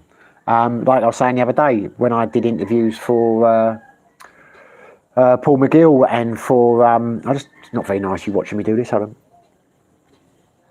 And Mark Thornton, they, you know, some of their audience, the comments they made. I mean, I'm quite thick-skinned, you know, I don't care. I mean, you know, it's just, you just sit there like, they're so sanctimonious. This man's an alcoholic and he's a loser and he's got no education and he's never done this and all, and he's sitting there thinking, well, you don't know me. All you've done is seen half an hour video and, oh, this guy's a con man or he's a chancer or all that. And I just look at that and I think, you know, well, A, you don't know me, and B, I don't care what you think. And, you know, if you're upset by what I said when I didn't actually say anything, then there's something wrong with you, you know what I mean? So those expats seem to be here. They seem to be in the coffee shops and things, and I don't like those expats, but as I say, I don't have much to do with them. And you don't really seem to get that kind of expat in Thailand. Well, you do. I don't know, mate. It's hard to say. But it's a decent question. And in fact, did you enjoy the food in Sikihor during the time there? I didn't get to visit it yet. I've got Bantayan and Sikihor on my list to visit next. No, I did not like the... right, here we go. I'm on my next cocktail. Tandoori Ice Original. I had a red one and I had a blue one, but I drank the blue one last night while I was talking to Jack and Glenn, waiting for the thing to come back on. I should get a bottle opener at some stage. What's the question? No, the food is not great in Sikihor. I mean, that's one of the reasons why I wanted to leave, because there isn't really a great restaurant there. Food is a lot better in Dumaguete, in the sense that you've got some nice, good restaurants here. But in Sikihor, basically everything was okay. It was all much of a muchness. There was nowhere where I went and thought, God, this food is terrible, I'm not eating here again. A couple of places the service annoyed me, or even annoyed Ellen. We went to, what was that place I told you was terrible? The Baja Bar. What was it called? Yeah, Baja. The Baja Bar. I used to go there a lot, and then I stopped going because the service was bad, and then I said, the food isn't that great. And then Ellen came over to visit one time, and she said, oh, let's go there. I said, no, the service isn't great, and you know, I'm like, oh, you're too fussy, it'll be fine, you know, food looks good there. Yeah, and then she went in there, and at the end of it, she's like, oh, this food is no good, I don't like the service, I don't want to come back here. I'm like, what did I tell you? She never listens to me. But yeah, and that was it, you know, so it was all okay, but after a while, because I was literally eating out every night there, because when I stayed in Stella's, they had a communal kitchen for like the backpackers and that, but I never used it. Nothing against backpackers, but that's not my thing. And I never really cooked when I moved into the apartment. It wasn't an apartment, was it? It was a little house. I don't know what you called it. Bungalow. So I was in that and I got bored of it. You know, in Dumaguete, there's a lot of average places. There's a lot of not so good places, a lot of bad places, but there's equally some good ones. But no, it's like, don't go to Sig Hill for the food. Go there for the beach party. You'll love JJ's on a Friday and a Saturday. It's on a Sunday as well, but the Sunday's not as busy. But you might like that. Sig Hill's got a lot going for it, but food is not one of them. Although there is a place called, I can't think what it's called now. There's a place that's opened, which I hear a lot about. Friends keep asking me over there for it, which food's supposed to be really good, but I never ate there. I can't think what it's called. That beer is suspicious looking in colour. It's not beer, mate. It's they're like Algo Pops. It's Tandoori Ice. The last one, what was the last one? The last one was a lemonade vodka, and this one is original, which is triple distilled spirit with natural citrus flowers. I think the next one is bright red. But they're nice, 35 pesos. I can't get my head around that. I didn't get them to be a cheapskate. I got them because I thought I promised cocktails, but the cocktails I've ordered the liqueurs. I thought, well, this is almost a cocktail, isn't it? I mean, it's not beer. But, and they're quite strong, they're 6%. But they are ridiculously cheap, because I mean, one of these is 35 pesos. Well, like a San Miguel Light is like 65. So these are almost half the price, and they're stronger. I'm not sure why. It would not be that way in the UK, I don't think.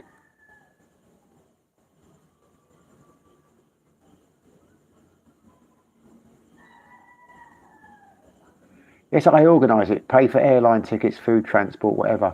I message you ASAP. Okay, well, you won't have to worry about flights for me, mate, if it's in Dumaguete. But no, I'd be interested to know about that because I've not heard anything about it. But you've got my details. Glenn. That's going some when you have to find out about local event through the Belgium connection, LOL. Well, I'm wondering if it is a local event. Maybe it's not a local event. I mean, I think it is because he said he was coming to Dumaguete for that. But yeah, it's a very cliquey place here. And when I say cliquey, I don't mean it in a negative way. I mean, you move in certain circles. I think I've said this before. So the circle of people I move in or tend to move in, it's very close-knit. But there aren't that many, you know, but there are other circles. So, for example, you know, the people that I know tend to go to like 4 or 5 places. And we'll message each other and we'll go there. Or it was like, it used to be the Kingswick when I did the quiz there. You've got Sideways. There's a restaurant called The Native that we tend to go to. There's where we do the bowls, the Octagon Bar. There's Fibber McGee's. You know, we just tend to move around this part of town, the Jose Romero Road and Bacong. But there are other groups who, you know, spend their time on the boulevard, who go to Bogarts and they go to the Break Time Ocean. Was it called the Break Time Ocean or the Ocean Break Time? Break Time Ocean. They're just a different group. You know, nice people, you can say hello and that, but there's not many who goes between them, if you know what I mean. So I find it, and Valencia has its own little community.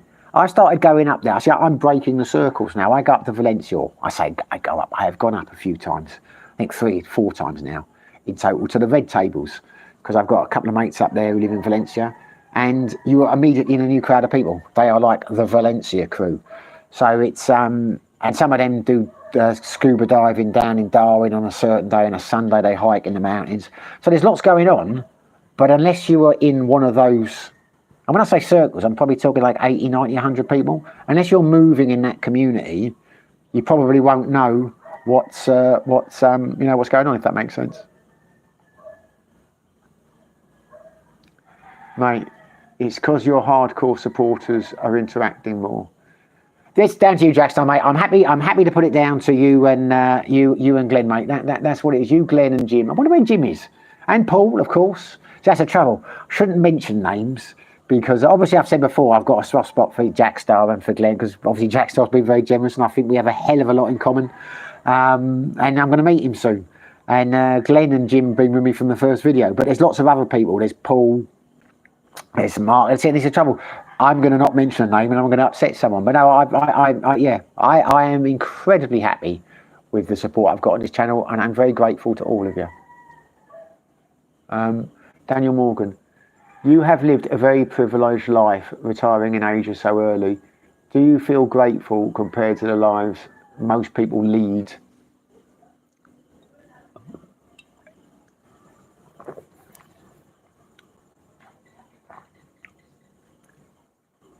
Yes and no. I've never been given anything, so everything I've ever done in my life I've worked for, and I don't think I necessarily have a fantastic life. You know, I mean, it may look like I do because I've retired early in Asia, but have I got a fuller life than my friends back in the UK who've got kids and are happily married and families and live for their children or whatever? I mean, I know a lot of people in England who could retire and come to the Thailand or the Philippines or whatever, but would not want to because their lives revolve around their families. So do I feel grateful in the sense of someone who's stuck in the West who doesn't want to be there, who's got a crap job? Then yeah, I guess so. But grateful to who? I mean, who would I be grateful for? I mean, I think the reason I have, and I've been serious now, the reason I've been able to live my lifestyle is because I've been lucky. But it's because I have sacrificed certain things. You know what I mean? I've sacrificed 2 marriages. I've not had kids and things, so I can, you know what I mean? So yeah, I'm grateful. I mean, I'm grateful to be alive. I'm grateful for my health. So that my health isn't great at the moment. But yeah, I don't particularly feel privileged because most people could do it. I mean, a lot of people, you know, if you've got a house in London and you're single, you could rent that house out and you could come and do this. You could sell it. Average house price in London's about 2.5 million or something ridiculous now. Now, anyone can do it if they want to. I feel, don't get me wrong, I feel privileged compared to your average Filipino or your Thai, or, yeah, well, of course I do, 100%. But any Westerner should. Or feel lucky. I mean, it's the way you word it. Am I grateful? I mean, what does that mean, am I grateful? Who should I be thanking for it? Well, this is I should be thanking myself. You know, thank you, Simon. No, that sounds a bit cheeky. Do you find yourself being picked on by the mother and daughter gang? LOL. No, well, no. Kayla's a teenager, even though she's not a teenager. We talk very little. I try and strike up conversations. Things. She's more interested in her phone. So Kayla is either doing her dance routines or playing on her phone or whatever. And yeah, Ellen has just worked out that Kayla is capable of doing all the house chores that Helen used to do. So Ellen has just got her like basically doing everything, fixing the roof, you know, doing the gardening, she's just put her to work.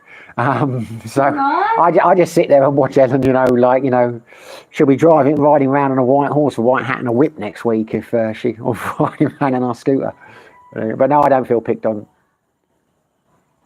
Glenn, the Alco Pops go down way too easy. They do go. I'm drinking slower tonight. I'm trying to, I promised Ellen I won't go for too long tonight. And I am going slowly.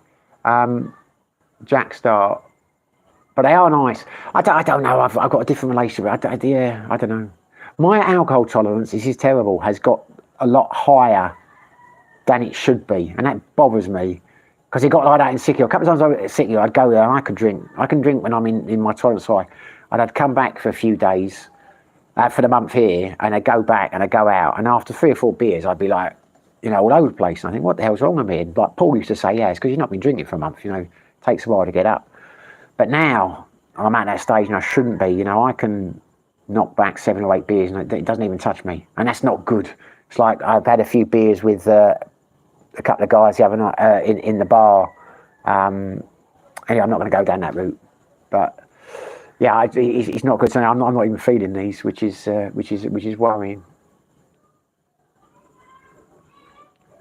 Well, I can tell you about the Ray now, because it's all become public forum. That was his answer to Jack Star. What's the update with the myth, the legend, Mr. Ray?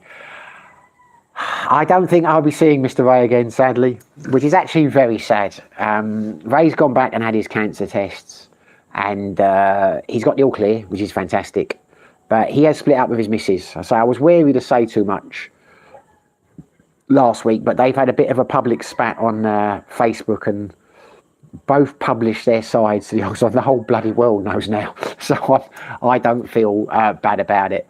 But Ray has left. He is coming back, and he had told me, which is why I said he might be coming back here, that he was going to go and sell the scooter, get his clothes and things, and then he was coming back to Dumagetti. And Ellen said the other day, it would be nice to have Ray back. And I said, I don't think he'll come. He's been threatening to do that for the last year and a half, and he never has done. I said, I don't think he will come back here.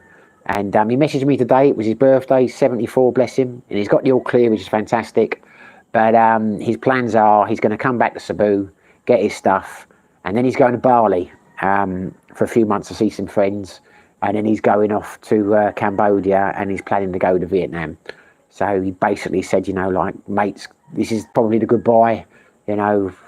Great friend and all this kind of stuff. He said, but I think my time in the Philippines has gone, and basically a goodbye. Take care of yourself, mucker, and all this kind of stuff, which probably means he'll be back next month because whatever Ray says never pans out. So, but yeah, Ray has no plans to come back here. Whether he will in the future, who knows? But he seems to think I think, to be honest with you, because of what's happened, you know what it's like when you have a difficult split up and things. You probably just want to turn your back and get away from things. But sadly, I think Ray has gone. Jack Star. Glenn, my daughter was drinking that sort of drink in NYC, was like $18. Good God. That amazed me. I went to $18. This is $1, less than $1. I went to a wedding in, last time I went to America, I went to a wedding in Key West, and it blew my mind what the drinks were then. But it was one of those things you don't care. You know what I mean? You're on holiday, so you kind of laugh at it.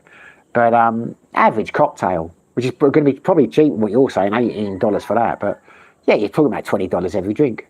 I can't remember what the bottles of beer were, but because it was like a holiday and I was drinking mudslides and what was the other one? I was drinking a lot of mudslides, I was drinking White Russian. Anyway, I drank a lot of cocktails there. I think the beers, like a beer downtown, was probably about $12, $14. Which is, I imagine, more than the UK is these days. But when you're here, I might do a video actually at some stage, surprising prices in the Philippines. Because some things will blow your mind how cheap they are. And other things are incredibly expensive. So I can guess the price of this, guess the price of that. I don't know, I'm thinking about it. I always have ideas. But whether I do them is a different matter.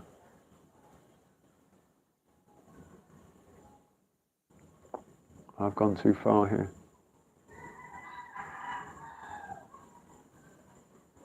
I've got to speed up here because I'm getting behind the comments. I talk too much. I do apologise. Luck is 99.9% of life. It is, Glenn, and 92.6% of statistics are made up on the spot. But you're dead right, mate. It's all about luck. Jack Star. Like me, buddy, work hard and made certain sacrifice on many things. My work has cost me a relationship, 2 houses, and lesser time with my daughters. So I would say luck. I say self-made top man. I wouldn't say luck. I would say self-made top man. I don't know if you're talking about myself or you. I'll go with that. I think you are a self-made. Yeah. No, you are, mate. You are right. You're right. You're right. You're right. I mean, it's easy. You know, it's we are lucky, but we've made our luck in certain senses, and you never know how life's going to turn out. There could be a disaster around the corner. I mean, hope not. I'm talking about for anyone, so you can never count yourself as lucky. But bit confused by this idea of being grateful, because that suggests, like, you know, someone has done you a huge favour and you should thank them for it. Although I'm very grateful for your contributions towards the channel, don't get me wrong, but you know what I mean. It's like, yeah, I didn't understand that question. I mean, am I grateful I wasn't born in the Philippines and had nothing? Well, in a way, but a lot of Filipinos seem happier than we are. You know, if you've grown up, you've got a strong family unit, you put different values on things, you know, who's to say? Binderback Glenn, agree, pal. Daniel Morgan, I meant the young people these days cannot afford to get the housing market and have to deal with the cost of living crisis. Yeah, it is tougher. I'm not one of these old people who, you know, like, you know, blames the youth and the youth are terrible for this. Although, given some of the comments I've got from younger people these days, I'm starting to lose patience for them. Maybe it's because I'm getting older. But no, it is a lot harder now. You know, things are a lot harder. I mean, but you got to remember, I'm not a baby boomer. I haven't had the benefits of, you know, like my parents have in terms of their state pension and things. I don't know what my state pension is going to be. I don't know how long I'm going to have to work, you know, to get it. Well, you know, it's not work, but in terms of, you know what I mean? So we have not had it as easy as the generations before us. But no, it is harder. It is harder. But as Jack says, some people will get out of that. You know, some people will turn adversity into triumph. But not everyone can. You know, not everyone is able to do that because of the cards they're dealt. There's luck involved. But yeah, you know, I get what you're saying in that case. But again, it's the grateful bit. I wouldn't say I feel grateful because, you know, I'm quite left in my politics. So I think the things that the baby boomers got, we should get, and so should the younger people. And there's no reason why they can't get it. If things were judged around more equally and things were distributed more fairly. So I don't feel grateful. I feel sorry for those who are less fortunate. Let's put it that way. They have my empathy. They have my empathy. I don't feel grateful because, yeah, they don't get free education anymore. There's lots of things they don't get that we got. Yeah, and that's wrong. So yeah, I don't say I feel grateful. I empathise for their plight, should we say? Daniel Morgan, a lot of them will never have the opportunity to do what you're doing, retiring in Asia. So from that point of view, you're quite lucky. I'd love to retire, but I'm not able at this moment. Yeah, well, how old are you, Daniel? How old are you? Glenn, Ray's Walkabout. Yeah, he is Walkabout, mate. He is Walkabout. Because I say, you know, Daniel, there are some younger people here. There are some younger people here. Who've come over here. You don't need much money to get over here and set up and do an online business or things. You can make your future. You know, there are still people who will get on the property ladder. There are still people who will open businesses. You know, there's no reason in this. I mean, you look at that. You know, I would struggle to do a lot of things online. Someone younger than me, who is more technically minded and can do those things, could, you know, you could say that the digital nomads are lucky because they're able to live a life that people older than me couldn't, because it was never a thing then. You couldn't be a digital nomad. So, I mean, things change. There are always opportunities for people. Jack Star, happy days, Mr. Ray. So glad to hear you got the clear, top man. Oh God! Now you said that. Now I'm really glad he got it. He's not in the chat. He's not heard what I just said. You're saying, Mr. Ray. Yeah, he got it all clear. I thought he would now. I think he's out the woods.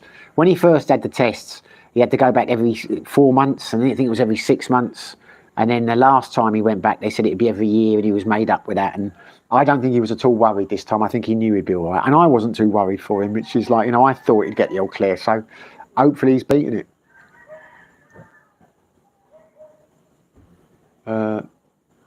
Key West is ultra expensive. Yeah, is it ultra expensive? I had a good friend who lived over there for a number of years. I went over for his wedding, and apparently since COVID, because I used to go there a lot many moons ago. I used to do a lot of diving up there, and it blew my mind how much more expensive it was. I mean, even the cheapest one-star hotel in Key West was £300 a night. I didn't stay there. I got somewhere else, but I was just looking, you know, for the things. I'm thinking, good God, that's expensive, because you used to stay at the Ramada, which used to be on the way in, which was right. It was a 4-star, and it used to be about like $100 a night. It's not there anymore. They've knocked it down, the place I used to stay at. But yeah, you know, you're talking £800-900 a night for a 3-star hotel in Key West now, and it's not worth it. It's not worth. You know, Key West is fun, and I went there for the wedding, and it was great to see people you hadn't seen since school. But I would not go there now on a holiday for those prices. There's much better places in the world to go for that kind of cost. But he reckons, Sean, so he's lived there quite a while. He's not there now, he's back in the UK. But he reckons it's since COVID that they just rocketed after COVID. But the price in Vegas have rocketed after COVID as well. Although Vegas is not as expensive as Key West. Jackstar, yeah, mate. However, I was drink a rooftop garden looking over at Brooklyn Bridge, was like $7. Okay, well that's cheap. That's cheap, isn't it? $7. $7. Yeah, that is cheap. Well, it's not cheap. I mean that's more how I think it would be. There's a couple of what is it? A site I occasionally watch, a YouTube channel. This guy's English, and he goes around pubs drinking beer all around the country. And it's blown my mind how expensive some of the beers are, having not been back there for a while, because he sometimes drinks Guinness. But what's blown my mind is not the price, it's the difference. Because some of the places he'll go in, and he doesn't always order a Guinness. Occasionally he'll order a Stella, or he might order a Murphy's or something like that. But a lot of the places are like £11-12. But then he'll go in another bar and it'll be £4 or £5. So, like, you know, it seems you can still get a reasonably priced pint in the UK.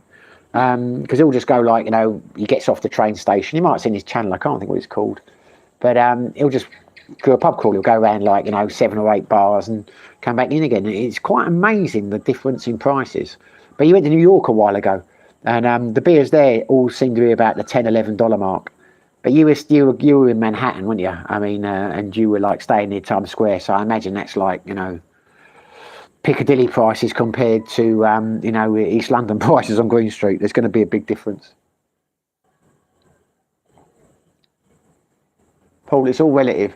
Some might say dementia. You don't know what you're missing. What? And I'm starting to worry I've got dementia now, because that doesn't make any sense to me. It's all relative. Some might say dementia. You don't know what you're missing. Oh, dementia, now that's funny. That is funny, now I get it. Dementia, you don't know what you're missing. Very good, very good, very good. Very good. Adam Fonte, life is what you make of it. I would rather be a wealthy Filipino living in the Philippines than an average income living in the US. But I'm grateful to be born in this internet age. Well, exactly.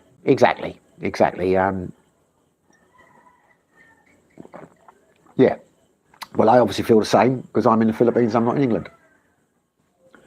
Jackstar, at Daniel Morgan, I think if I gave 7k to a young person today, say in the UK, would they like I did gamble, start a business, turn that into 170k turnover a month? Probably not. I suppose it depends who you give it to, Jack. I know you're not talking to me. The vast majority, I think it would be gone very quickly. I'm sure some could turn it around, but the kind of people who could turn it around wouldn't need you to give them £7 here. That's the thing. Some people are entrepreneurs, some people aren't. Been the bar, been there, done that. 4-pack of Guinness, own shop. $4.75, is it really? Wow. That's cheaper than I thought. That must be a supermarket, is it? Like a cheap supermarket? I don't know, but not really a Guinness drinker. I do like the odd pint of Guinness. But I've never drink more than a couple, too heavy for me. So I wouldn't know what that costs. But that's more expensive than, that's cheaper than Stella. Because if I'm back in the UK, Stella would be my drink, Stella or Kronenberg. And that's that. I think Guinness is cheaper. But how big are the cans?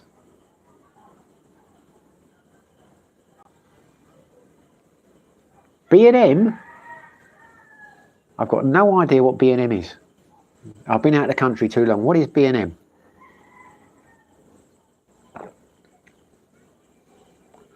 440 mil. I'm getting confused now. Have I missed a super chat or something?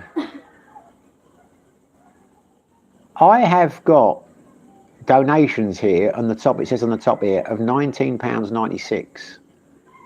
But I've only received one donation from Jackstar, which I thought was £10. So I do apologise if I've missed someone's donation. Maybe I've got it wrong, but it says here I've got 90, because I would always say thank you. I'm going to schedule down now because it's very rude if I haven't thanked someone. But I don't understand why that says. It's from him. From who? Same guy, Jackstar. How do you know? Because I went through your comment section. Jackstar, thank you very much. Ellen says that was from you. Because she's sitting there, she's watching the chat as well, but she doesn't say anything. Mate, thank you very much. I honestly don't have to say anything. Thank you very much for that. I would have thanked you. I didn't realise. I don't know how I have lost that in the thing. I looked at the total, because I keep looking up to see how many people have viewed me, who are viewing. We're down to 13 now. And it says 1996. And I thought, well, where does that come from? I don't understand why it's done that, but what's happening here? Hello. Yeah, thank you, mate. I'm sorry I didn't thank you for that at the time. I don't know why I didn't see that. Nothing flashed up on my screen. Very, very, very generous of you. It really is. I feel bad now. That's terrible. Sitting there, someone says, what? How much is showing? 1996.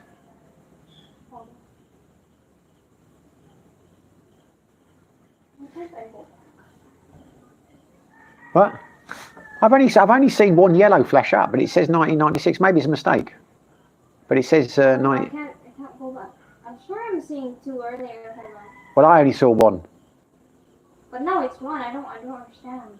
Well, I don't understand either. Anyway, well, whoever did, if it's happened, maybe it's wrong, but it just says 1995 up there for some reason, but nothing has come through. Adafone, do they have food delivery in Dumagetti like Food Panda? Yes, they do. They do, but it is a terrible rip-off, and I don't think I will use it anymore because I was talking to my mate because I am a man of principle, and I was talking to Ewan the other day because I noticed with Food Panda and with what's the one we use a lot? Grab. We use Grab a lot, but since we've had Kayla staying with us, she's like certain things that you can't get on Grab. So she wanted Jollibee the other night, and you can't get that on Grab. You can only get it on Food Panda. So we use Food Panda. And one thing I've noticed about 3 or 4 months ago, they put different prices on the menu. So like, there's a place in town we like what's that fried rice place called? What? Mongoloid. It's Monkaloy or whatever. And we've been in there a couple of times. And the prices, if you go in and order the food, are 50% more on the menu on Grab. And then they're charging a delivery fee on top of that. So I find that irritating, because if they're charging a delivery fee, I think they should charge the same prices as the menus. But it's one of those things that you just swallow and you think, well, it is what it is. You know, I don't want to go out on the bike. You know, she wants a Jollibee. Then you don't worry about it. Life's too short to worry about that kind of stuff. But then when I was talking to Ewan the other night in Sideways, because he started doing food through Food Panda and through Grab, the bar or restaurant has to pay Grab or Panda 30% of the order. So as soon as I heard that, I thought, I'm out of this. Because they're screwing the restaurants. Because he's thinking about not doing it anymore. He's only been doing it for a couple of months, but he's saying, like, I'm not making any money. Because I'm having to give 30% of the order to Food Panda. So you think, well, wait a minute. You're giving them 30%. They're adding more onto the menus, and you're playing delivery.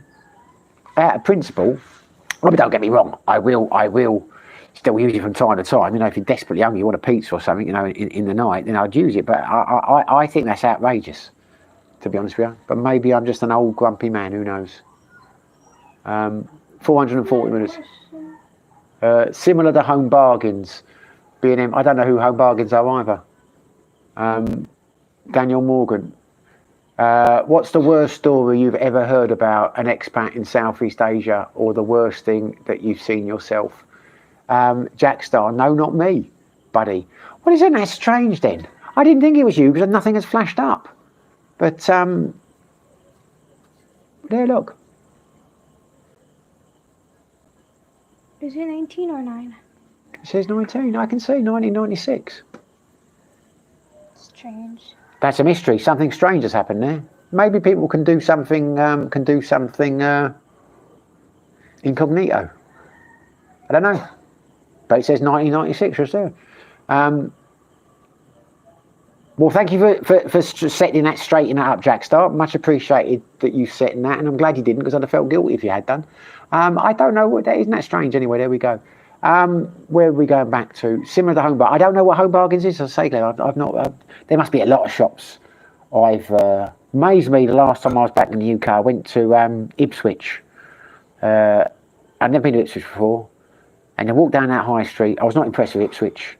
And virtually every shop was a pound stretcher or a pound land or a pound this or a pound that. And you think, God, what is the country coming to? Bindabar, that sucks food, that sucks reference Food Panda, etc. Food markups. Yeah, it's not. That is just being greedy for doing a website. I mean, that is just being greedy.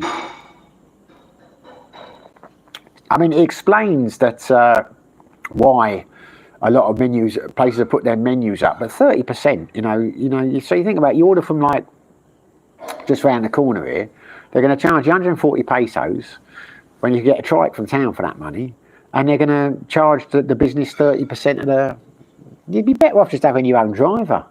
But I suppose if that's where it's not. It's Adam Fente. It's been a few days since Steady Eddie has posted. It hasn't been looking good for him recently. Well, I'm very sorry to hear that. I've not watched his channel in a long time. I watched it when I heard what had happened to him. I saw the headline and that, and I know he's very ill, and it's a terminal situation. But I don't watch his channel closely enough to know whether he's not posted for a while. But yeah, very sad story. He's dealt with it very bravely. But I'm amazed he's still vlogged as long as he did. But fair play to him. Yeah, that's awful. It's a terrible thing. It's don't know what you can really say about that. It's yeah, poor Eddie, and he's not really an age, is he? I can't remember what he is now. He's 50. He's 62 or 63 or something, is he? Right, come back to Daniel Morgan. What's the worst story you've ever heard about an expat in Southeast Asia? The worst thing that you've seen yourself? Oh God.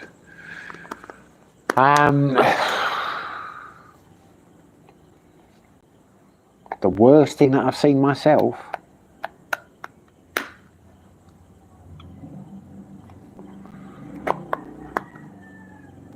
Oh, I don't know, mate. It's a difficult one to answer that. I mean, worst I've heard. I mean, I've heard some horrible stories, but I mean, a lot of those things I've seen online or read. I've not known the people.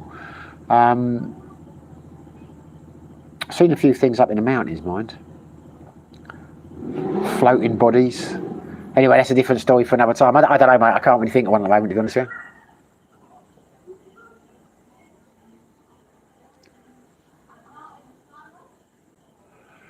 you. We are running out of comments.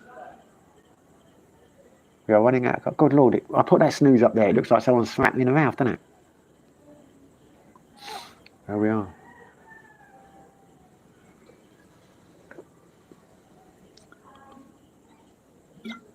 This is not my. I must admit, this is not my favourite one. I don't think I've ever mixed the flavours like this. I have on occasion had one or two of the others, but I think this this original mix is probably my least favourite, which is funny because it's Ellen's favourite. But there you go. We are very different.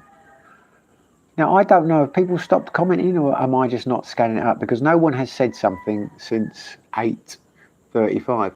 It could be you giving me the mission to disappear. Are you telling me you've had enough? Speak now or forever hold your peace. I'm happy to go for the 2 hours again. I've got one of these left. but I don't want to talk if I'm boring people. I'm trying to think of a terrible story I must have done. Well, I mean, I had my mate.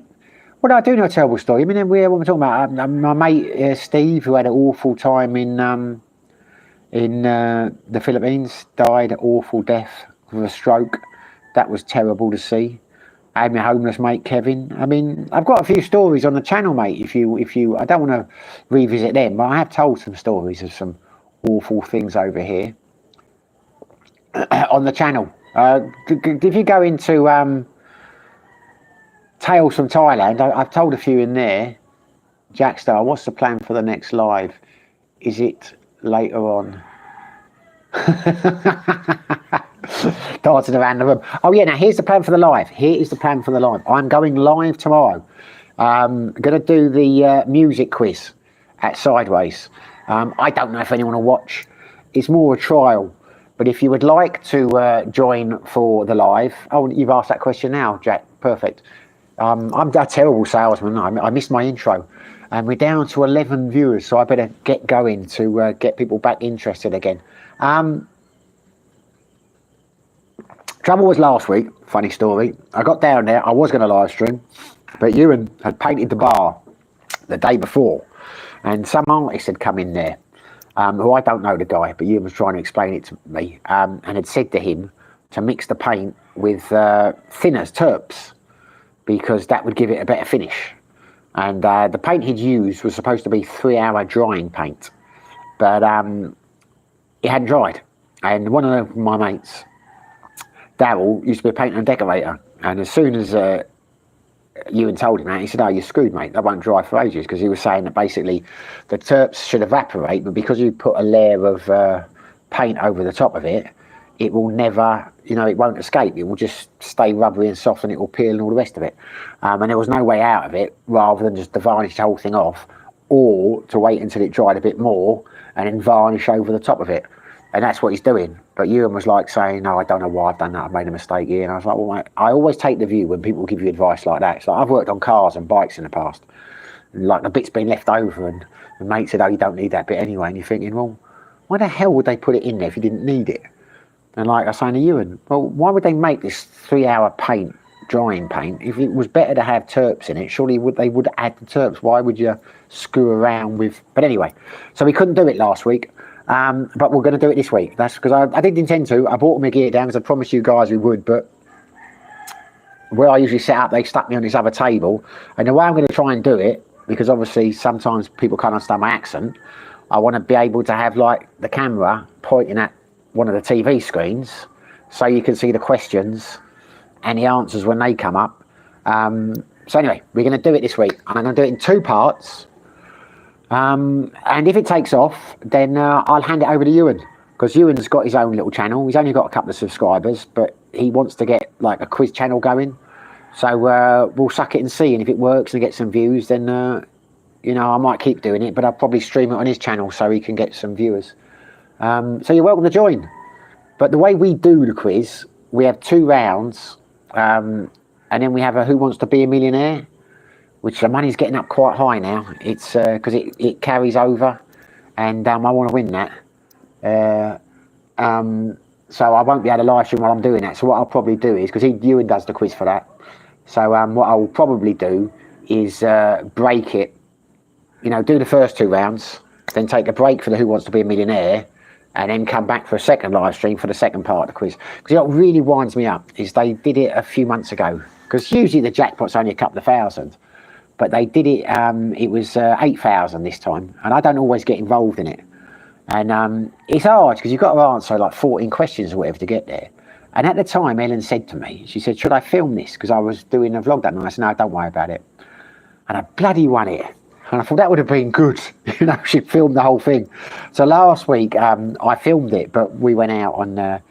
I teamed up a mate called Dingo, and it was they're making the questions very difficult this week. There were 6 teams, and they all went out on the 3rd question. But me and Dingo stayed in, I think, for 8 questions. But they were difficult. It's like I don't hold my hopes up, but I'm determined to win it again, because a lot of people haven't forgiven me for winning the big jackpot the time before. So what I'll probably do is I'll stop the stream, but I'll set the camera up so you can see. But I don't know, they're damn difficult questions. this last week. No. Oh, Jack's not saying no. What you mean? Oh, you're not. You don't mean the dancing one. No, I know what you mean. Yeah, the live quiz one. Yeah, it's on tomorrow. As I say, I will. If you get there and it starts a bit late, it will be starting. If it's not, I'll put something in the messages. But the trouble is, we aim to start for 7:30. But usually you get, oh, so and so's not arrived yet, or this or whatever.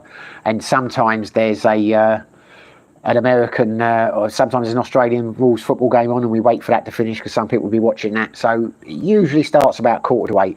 So it might start a couple of minutes earlier, it might start a couple of minutes later, and the restart, it depends how long the Who Wants to Be a Millionaire goes on for. But yes, I hope you join that. I don't think I'll be able to do too much talking though. Obviously I'll say the odd word to the camera, but in between concentrating on the questions and then working out the scores. But I don't know, you might enjoy it, you might not. We can only try. But it would be great if you can join us.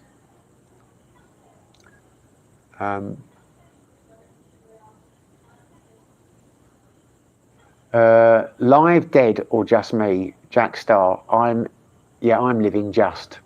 Oh dear, are we having problems with the live? Glenn, quiz will be interesting. Daniel Morrison, I saw a video when you were talking about a mate of yours who was an English teacher who had a stroke in the Philippines. Yeah, that was Steve. That was sad. That was sad. Very. He wasn't an English teacher. I mean, he did do some teaching in China, but he wasn't a teacher by trade or anything. He used to work for me for my security company. He was a manager for one of our Dutch sites. Ellen, sweetie. Ellen, my love. Can I have my last cocktail, please? Can I have my last cocktail, please?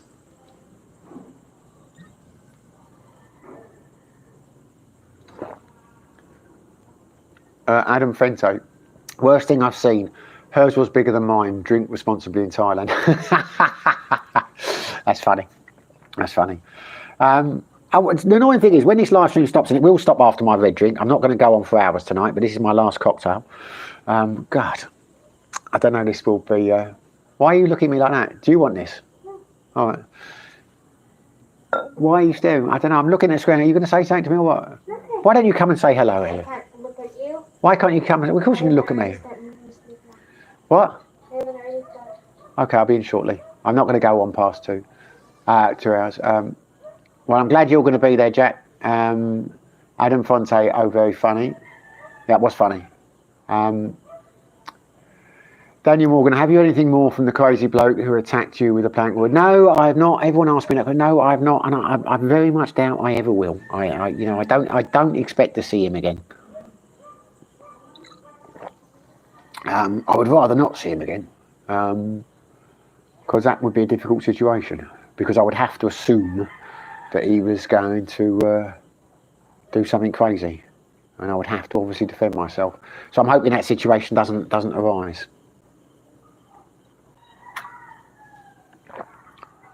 But worst things I've seen. That's not a very. I've thought of a couple of things out, but that's not a very not a fun thing to chat about on the channel. Well, maybe I won't open my red cocktail. I don't know if people have lost interest or there's a problem with the feed or what. Jack, yeah, quiz will be good. Yeah, it might be. It's it might be. You might think I'm lousy at it. I enjoy doing the quizzes. It's trouble is, it's like anything. Because the quizzes was doing well, you've got a couple of bars now that have copied. So it's not always as busy as it used to be. But we'll plough on. It's everyone does what everyone else does here. It's like, you know, the only one that's still doing really well all the time nowadays is the Octagon Bar, where we play the old French bowls. The Platania, whatever you I can never describe it right, because no one else has got the bowls thing. But it will only be a matter of time before someone else puts some sand and levels it off, and they'll have bowls courts as well. Although, Jackstar, any walk and talk vlogs due to be uploaded? I haven't done any, but I will do. I'm planning to stick to my schedule, but I had problems this last week, so yeah, I will. The next 2 are planned to be walk and talks. I'm just not sure which topics I'm going to go with now, because I do find it hard to find things that people are interested in. The things I'm interested in, people generally don't seem to be. But I've got a few topics. I will not spoil the surprise, but definitely more walk and talks. But the problem is the wind. It's been windy, and I've always had sound issues. I've got an Insta360 camera, which does great views if you want the 360. But if it's windy, it really affects the microphones. So I use the external plug-in mic. But then some people, it seems to be iPhones and Apples, they say they only get it out of one ear. I mean, I get it fine on mine, but yeah. But there is a setting. I tried the stereo setting this week on the camera, and it still didn't. Some people were still complaining, but there is a wind setting. But today I thought I'll get it done. I'll go out and do a couple, but it was so windy.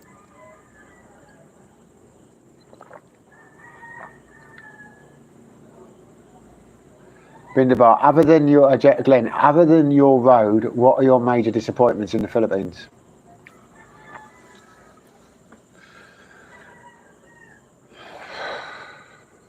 Don't think that's a heavy question, that. I don't think I really have any. I like life in the Philippines.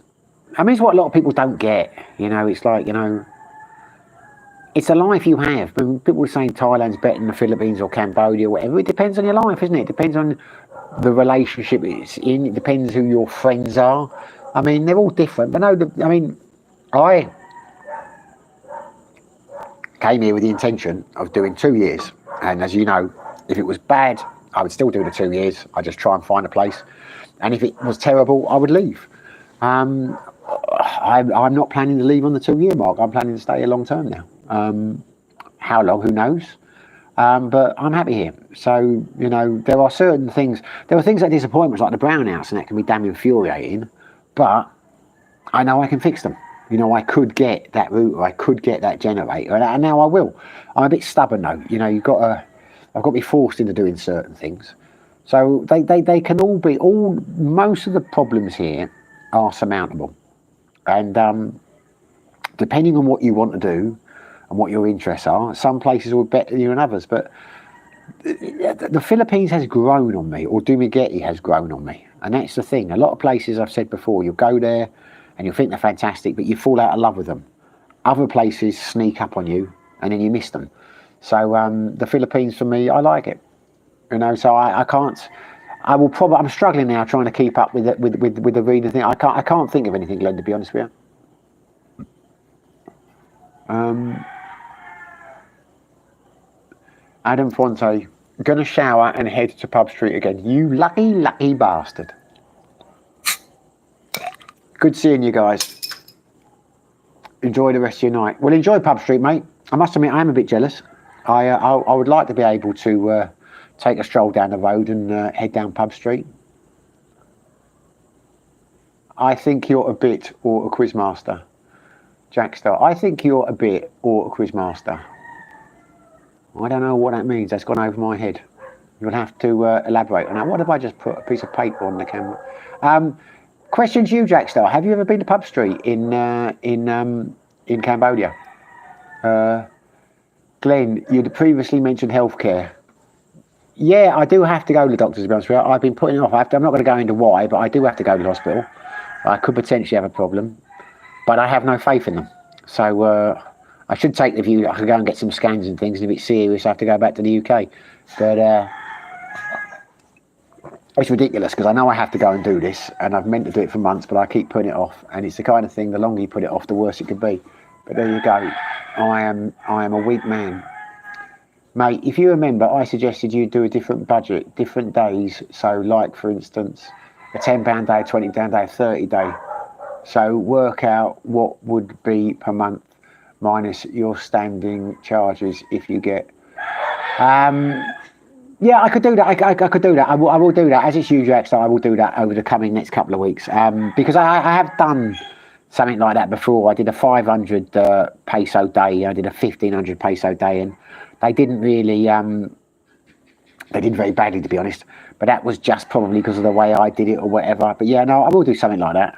I mean, the reality is, I've got to stop worrying about the views and that. I've just got to bang the content out, because until you do something, you don't know what's going to work and what's not going to work. And you know, the trouble with me is, when I envisaged the channel, I thought I would just talk about things that are of interest and highlight things I felt that needed to be talked about. But if you're doing that, and that's your approach, you've got to have things to talk about. You see a lot of channels. I know my old mate Brent, when he does his, he just goes for a walk down the shops. He just takes his camera with him and goes and, like, you know, buys something or has lunch or whatever. I could do that. That would be easy. I could do videos every day doing that. I just don't, you know, I don't think people would be interested. But until I try it, who will know? But yeah, I will work. I promise you, Jack, I will work on that. I will have a think about how I would do that. I did have a couple of one of them I was going to do. You have to think different and explain why you have to think differently in the Philippines.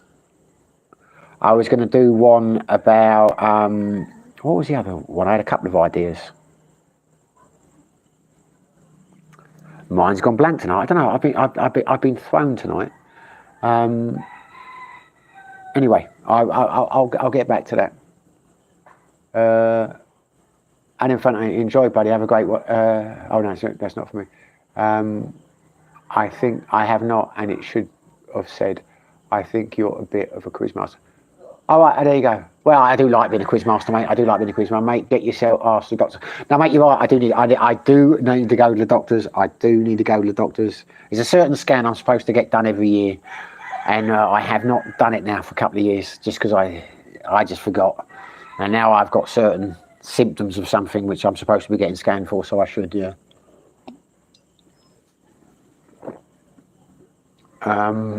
Jack, so yeah, I remember them vids, but now I think you have a different angle. Yeah, no, I think I do, mate. I think, you know, you're right. I'm trying to think what the last two, because you asked that question earlier on, what my next two Walker talks are going to be. But I had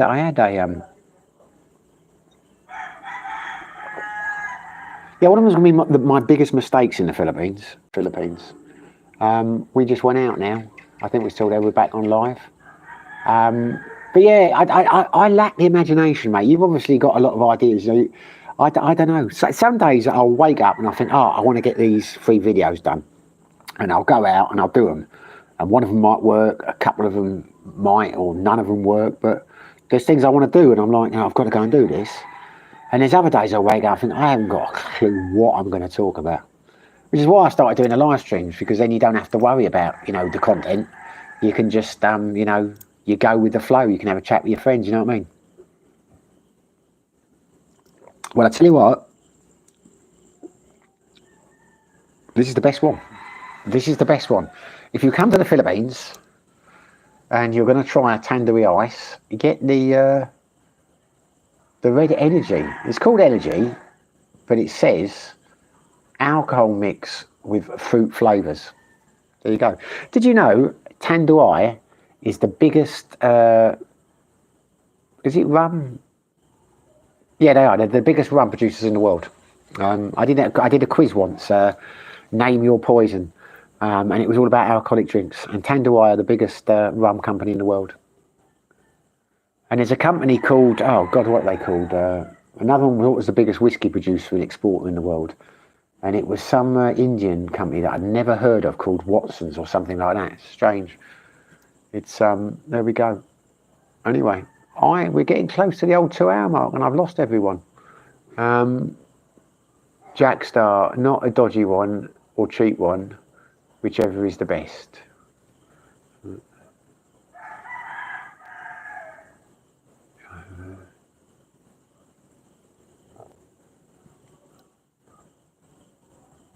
What are we talking about? Not a dodgy one or a cheap one, whatever's the best. Are we talking about the doctor here? I'm only talking to Jackstar now. Everyone else has disappeared. And I'm still struggling to keep up with one conversation. When I get confused before, like, I can justify it to myself that I think you're making a mess of this, but you are talking to like 10 people at a time. But I'm finding it very hard to focus tonight. I do apologise.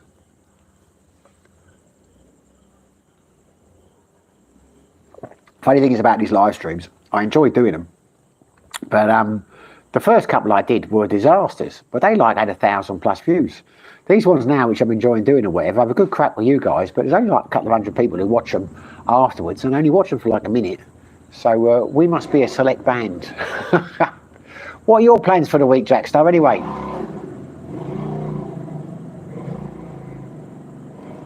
because you keep asking me. I should have asked you. When are you actually going off to India? Have you? You said you got a few things to sort out first. Does that mean like you haven't got your flights booked until you can't like make permanent arrangements until you've sorted them out, or does it mean you know you're going on X date and your flights booked? You just got to sort the stuff out before.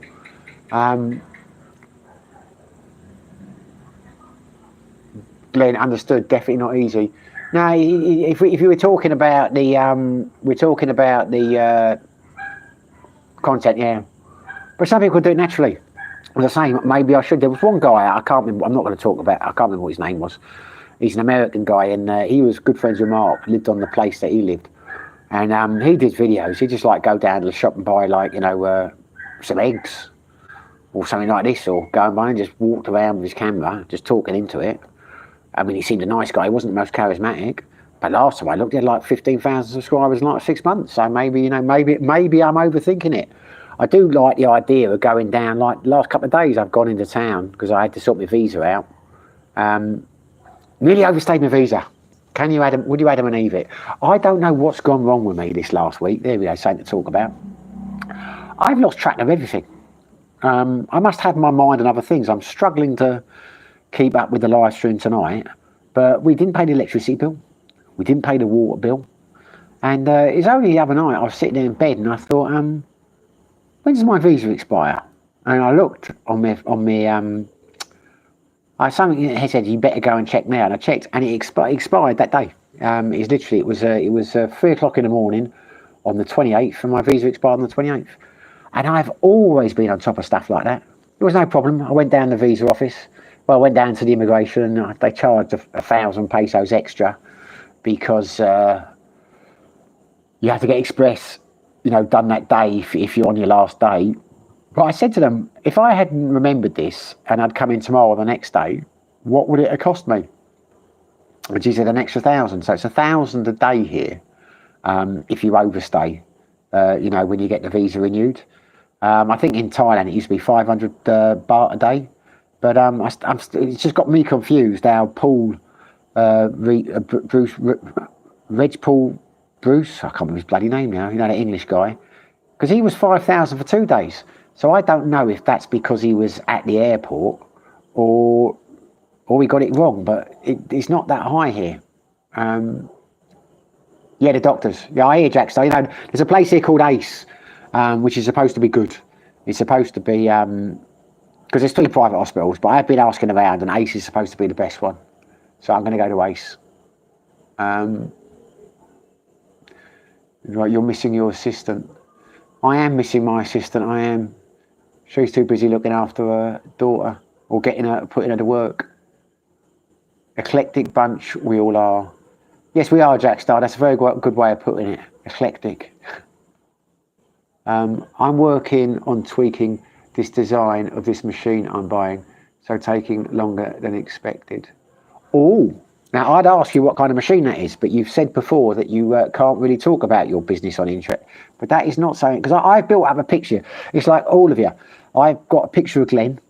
I used to have a picture of Jim, because the funny thing about Jim is we were talking for a while, and then he's tracked me down on Facebook, and he sent me a message, like a friend request, and I accepted it. And then he called me the next day, and we had a video chat. And he was nothing like I expected him to be. Not in a good way or bad way. It's just, as I said before, you build up a mental picture. So I kind of know Jim now, and I've spoken to him on the thing, and he's given me a tour around his house with his camera, like, you know, showed me like where he lives, and I've chatted to his wife Nora and that. So Jim's a great bloke, but the kind of mystery's gone now. I know Jim, but you, Glenn, I've got a picture in my mind of you since you said you got a beard, and I used to work on the Navy in the ships. You look a bit like Captain Birdseye in my mind. I say in a good way. But you, Jack Star, all I've got to go from you is your picture on your on the YouTube channel. You know, your I don't know, avatar. Is that what they call them?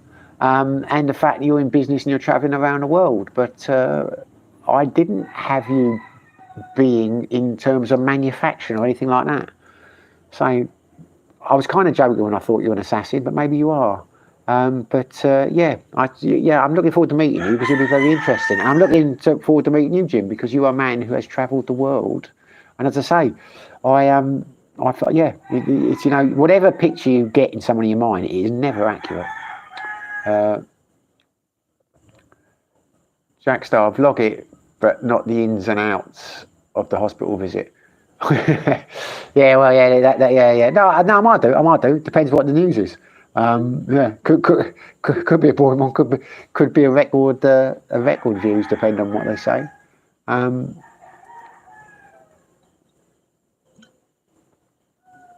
Reference Jim's experience. I don't want to disappoint you, LOL. No, Jim didn't disappoint me at all. It's just like, you know, what Jim said himself.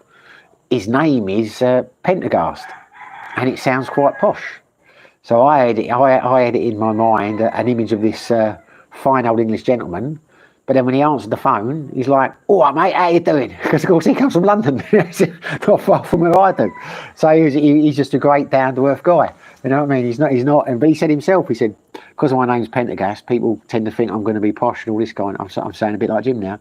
But yeah, so you know, it's just a thing. And you, Glenn, because I know you've been on, you worked on this ship and that ship. I kind of got like merchant sailor stroke cruise ship picture in my mind. And then when you said you got like the beard and that, I started thinking like, you're Captain Birdseye. Anyway, I'm not going to go on. I don't want to offend you. These are all positive observations. I'm not being negative. I'm just saying you just don't really know about people. Right, we have got to the 2 o'clock mark now, 2 hour rather. And I said, Ellen, I would only do 2 hours tonight. And we are down to 6. Well, we just got up to 7. Always the way.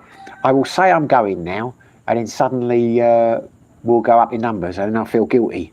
I was saying to a friend the other day, they say, well, why do you keep going on so long? And I say, because, like, you know, you're talking to people, and then someone who's been following the channel for a while will appear, and you start talking, and you think, well, I can't go now because he's just joined. That'd be rude. It just goes on and on. Jackson, well, don't put it off, buddy. Ellen, get him there. Yeah, no, I have to. Yeah, no, you're right. She does. She has been the last couple of weeks. She's been saying go because I'm in a lot of pain at the moment. You know, that's never a good thing when you're in pain. It's your body telling you something. But I appreciate the concern, Jack. I really do. I'm glad you have Glenn's thick skin, Glenn. I wouldn't expect anything different from you. Look forward to seeing you both at the quiz tomorrow night. I hope you guys can make it. As I say, I'll talk when I can, but it will just be a lot of it. Will just be watching me do the old thing and that, panning it around and things. But anyway, thanks for watching, guys. Thanks very much for a donation, Jackstar. Very much appreciated.